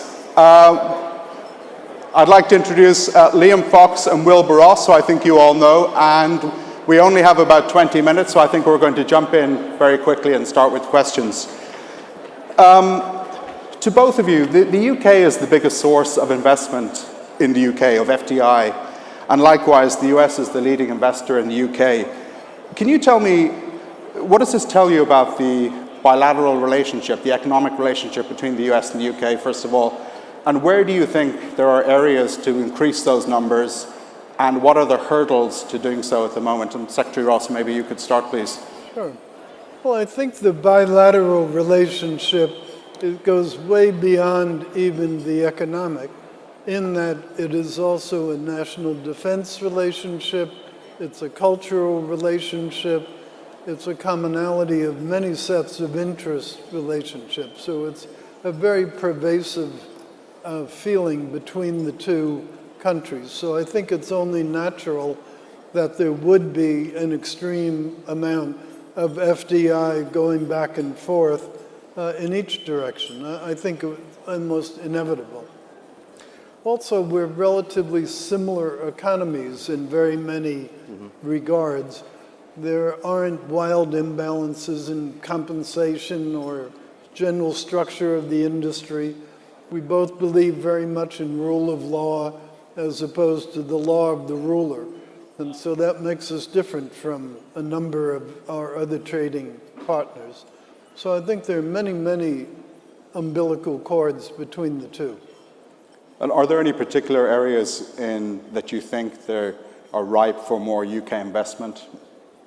Oh, I think everywhere. We're both technology-oriented countries. We need each other, and we do a lot of technological interchange back and forth. And I think that's a very healthy system. I think we have to figure out in our side some of the regulatory burdens we put on tech companies. UK is a little more civilized about, and we could learn a lesson or two from them in that regard. The investment relationship is very interesting in terms of the balance that we have.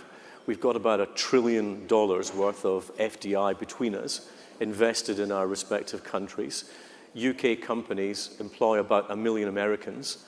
American companies employ about 1 million Britons in the UK. And one of the remarkable things is not just on the investment side, but on the trade side. And at a time when the growth in global trade has been quite slow, last year we saw an 8% increase in the trade of goods and services between the US and the UK.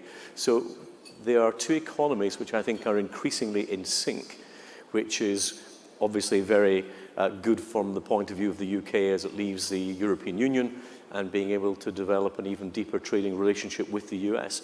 And our relationship, as Secretary Ross says, goes beyond just the economic, and a fair proportion of the work we do together is in the defense sector. And so our national security cooperation is a very, very important underpinning of the wider economic relationship. If I can just pick up on the defense sector, Secretary Ross, the administration at the moment is trying to decide what it does in terms of imports of steel. The Europeans have expressed some concern. They say linking steel with national security could actually impact European allies of the US at a time when President Trump is trying to improve relations with NATO, which clearly suffered a little bit during the campaign. Can you explain to us a little bit how that decision is being made and whether you think the European concerns are overblown? Well, first of all, the process will be Department of Commerce will render its report and its recommendations to the President in the very, very near future.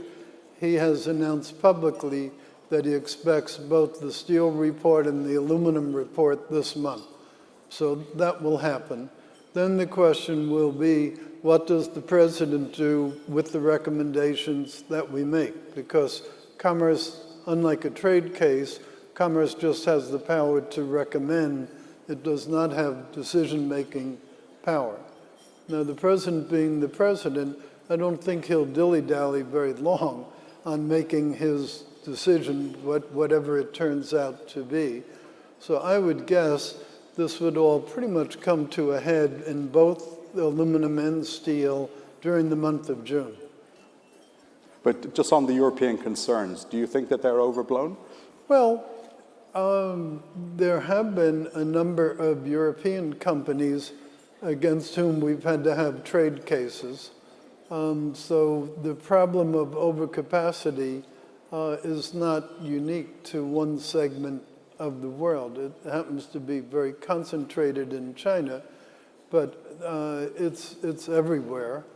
We have right now orders in effect on steel. We have 161 orders about various anti-dumping and countervailing duties, and those encompass 37 different countries. So it is a fairly broad spread problem, and that's one of the complications in trying to figure out how to deal with it. My own take of it is that what's probably happening is one country dumps, let's say, hot-rolled coil on another country. That displaces a ton of production of hot-rolled coil. That country then takes the cheap steel from the first country, fabricates it into oil field tubular goods, ships it here. That now dislocates another ton. So there's a real domino effect or a multiplier effect that 1 ton originally entered into the market on badly concessionary terms probably creates 3 or 4 times as much dislocation. And that's a fundamental issue that both Europe and we have to relate to. Now, U.S. has not been adding capacity. Our capacity has been flat for a very, very long time, and if you look back further, it's actually down from where it had been at one point earlier. So we're not the ones creating the excess capacity. But since we are the world's largest importer of steel, we're the main, if you will, victim of the overcapacity. And so that's an issue we have to grapple with. It's not a simple issue. We know there is global overproduction. We know there has been dumping. If we want to have a rules-based system for global trade, which we do, we have to make sure those rules are properly applied. And that means that we get proper transparency. And one of the problems, for example, in dealing with the Chinese steel industry is that a lot of the companies are state-owned, and it's very difficult for us to get a clear view of where subsidy actually comes in the system. So we need internationally to be able to deal with that. It has to be done in a way, of course, that doesn't push prices up and damage consumers of steel in other industries. And from the UK's perspective, we have a unique position with the United States in terms of steel, for example, and providing steel for some of our major military projects. And so we have a shared view on national security, which is perhaps unique in the defense space, although in the trade space, our arguments would be similar to those that we're discussing on the international stage, including our European Union partners. So, but we've had very sensible, open discussions on the issue, and we have both understood where the UK's national security concerns are on this issue. So you're not overly concerned by some of the things that the administration might do either later this week or over the next couple of weeks? We will wait to see what the report says. It's in our interest that global overcapacity is dealt with, but we want to see, as I said, that we both want to see the international rules operated, but we have unique US-UK security concerns, which we have raised, and I'm very grateful for the hearing that we've had on that. Right. Secretary Ross, can I ask you, how does the push for more FDI in the US dovetail with President Trump's push to bring jobs back to particularly the Rust Belt areas? And one of the things you often hear from companies is that the US infrastructure around the country is clearly in pretty bad shape in many places, and that prevents some companies from making that last plunge and investing. Can you talk a little bit about that and whether you think infrastructure is really going to be dealt with in the short term? Well, we have a discussion a little bit later today at 1:30. Richard Lafrac, a former business partner of mine and a very big real estate developer in the U.S., is going to be discussing a lot about infrastructure. But the reasons why foreign direct investment should come in, and we think will come in, are much the same reasons that we're trying to address in order to encourage U.S. companies to do more, namely reducing regulatory red tape, cutting the tax burden. We've been too highly taxed in terms, especially of corporate tax, relative to other countries, as well as unleashing our energy resources. Historically, one of the big drivers of our economy has been relatively cheap energy. With some of the regulatory enthusiasm of the last administration, we've lost some of that capability. Well, that's going to come back now. And then trade is, of course, another piece, and infrastructure is another piece. So we're conscious that we need all of those things. What's sad is that we've had all these budget deficits. We've doubled our national debt in 8 years, and barely a penny of that went into infrastructure.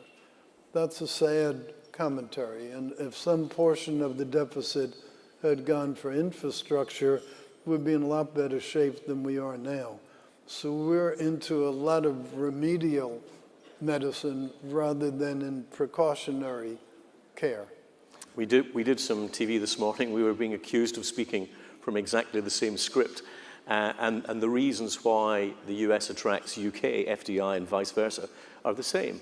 We have a rule of law that attracts money into our countries because it gives security to investors, and that applies to investment coming into the UK, which is Europe's #1 destination for investment. We have a skilled workforce, but we can improve those skills. We've got a relatively low taxation and low regulation economy compared to others, but we can get them lower in taxation and lower in regulation. We've got a very cutting-edge tech and research base, some of the world's best universities, and we speak English. Now, those are very substantial advantages. We do, however, share some of the same problems.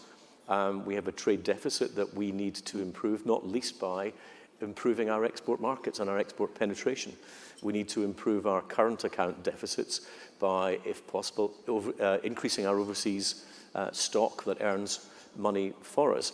And we have a deficit because we've had governments that have lived beyond our means for too long. And I think something that Secretary Ross and I certainly do share is that we believe that it's a moral imperative as well as an economic one that we don't spend the next generation's money now and simply land them with more debt in future. So we're very much in step in terms of our economic outlook, but the question of infrastructure tends to focus on hard infrastructure, on roads, on ports, on airports. The key element of that infrastructure is human infrastructure. And we're going to have to make a cultural shift to get people to understand lifelong learning, that education is not something that you go through once to get into a career path. It's something that will have to be done throughout life, and giving increased improvements in vocational training, apprenticeships in the case of the UK, will be essential parts of equipping our populations to deal with some of the challenges. So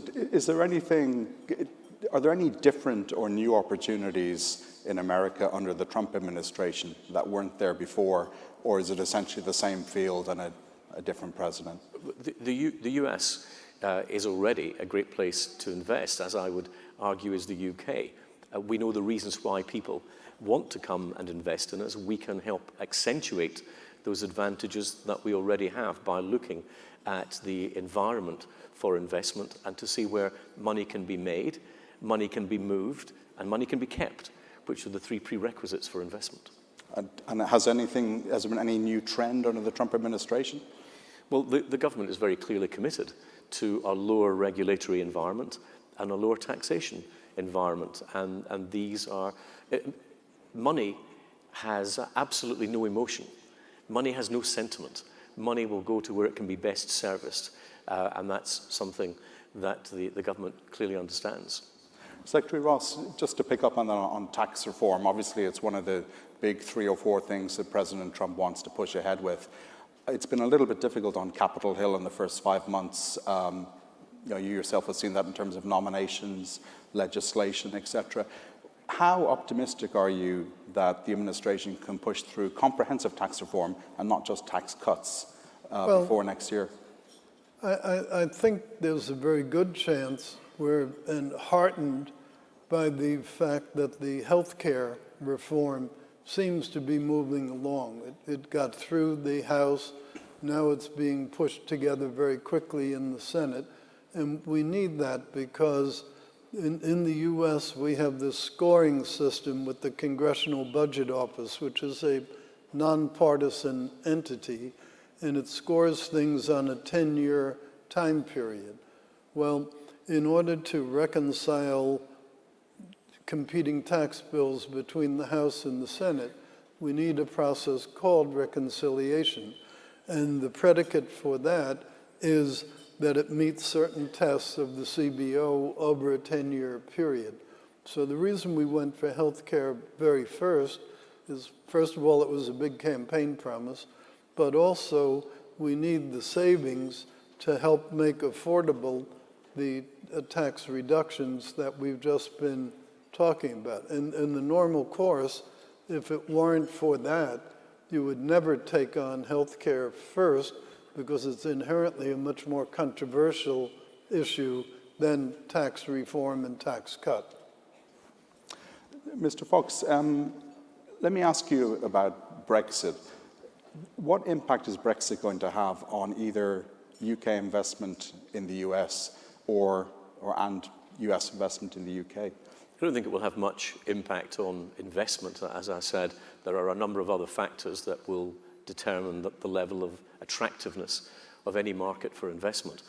What will happen is that after we leave the European Union, of course, we will be free to enter into a free trade agreement with the United States, hopefully to help open up our economies further. And it's what I meant by the opportunities we have of economies that are very much in sync, as Secretary Ross says, relatively similar shapes of economies, which should open up real opportunities. And one of the reasons that I'm here on this visit is to look at the continuity agreements. The United States has a number of agreements with the European Union on economics, on security, and on trade that the UK is party to at the moment. And we will want to ensure that we continue those as we leave the European, so there's no disruption to markets or to traders. That's very important that we do so. Then beyond that, we can look at new opportunities. And again, we're looking at the sort of areas, exploring the areas where we might have some room for improvement. The more we're able to liberalize our economies, the more attractive we become for investment, the bigger the trade is likely to be between us. And ultimately, and the most important thing, the greater the prosperity we can offer our people, because ultimately, we all want to spend money on healthcare and infrastructure and education, but you have to generate the wealth first. And the essential truth is that governments need to focus more on generating wealth, and that means taking someone's IP and turning it into a good or a service that doesn't exist today. And instead of governments worrying about distributing wealth, creating wealth, and creating the conditions by which, as the Secretary said earlier, the private sector can generate that wealth, is ultimately what we want to achieve in any of the discussions we have between us. Secretary Ross, how do you view the impact of Brexit on investment across the Atlantic? Well, the pound has weakened relative to the dollar, so if anything, that makes it for the moment a more attractive investment circumstance.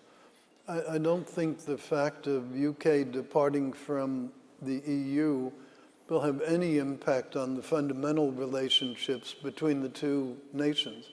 There's no logical reason why it should have to.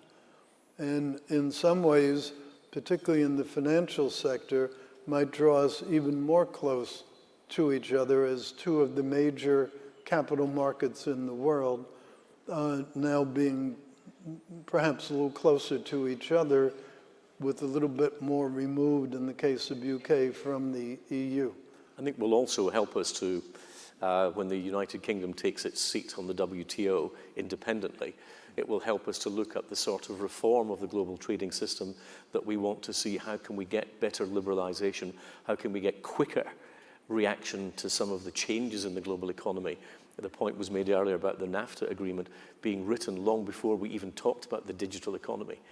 So how do we find ways that are faster than the traditional FTA way of dealing with challenges and innovations in the global economy? We, for example, share very many of the US's views on data movement. You can't have a global economy where you can move goods and services but not data.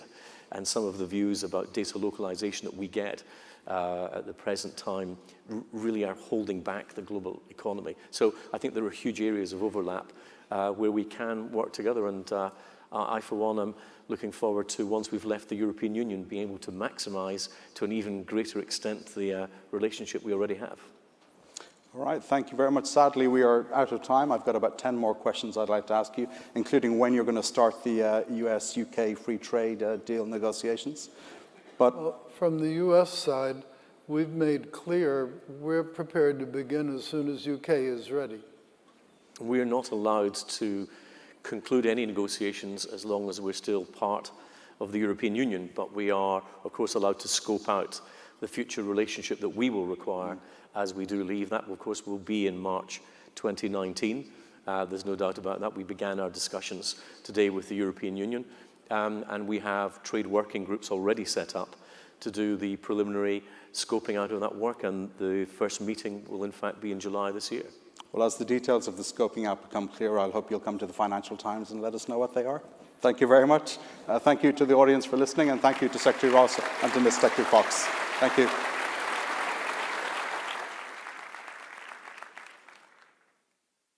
Ladies and gentlemen, at this time we invite you to join us for lunch.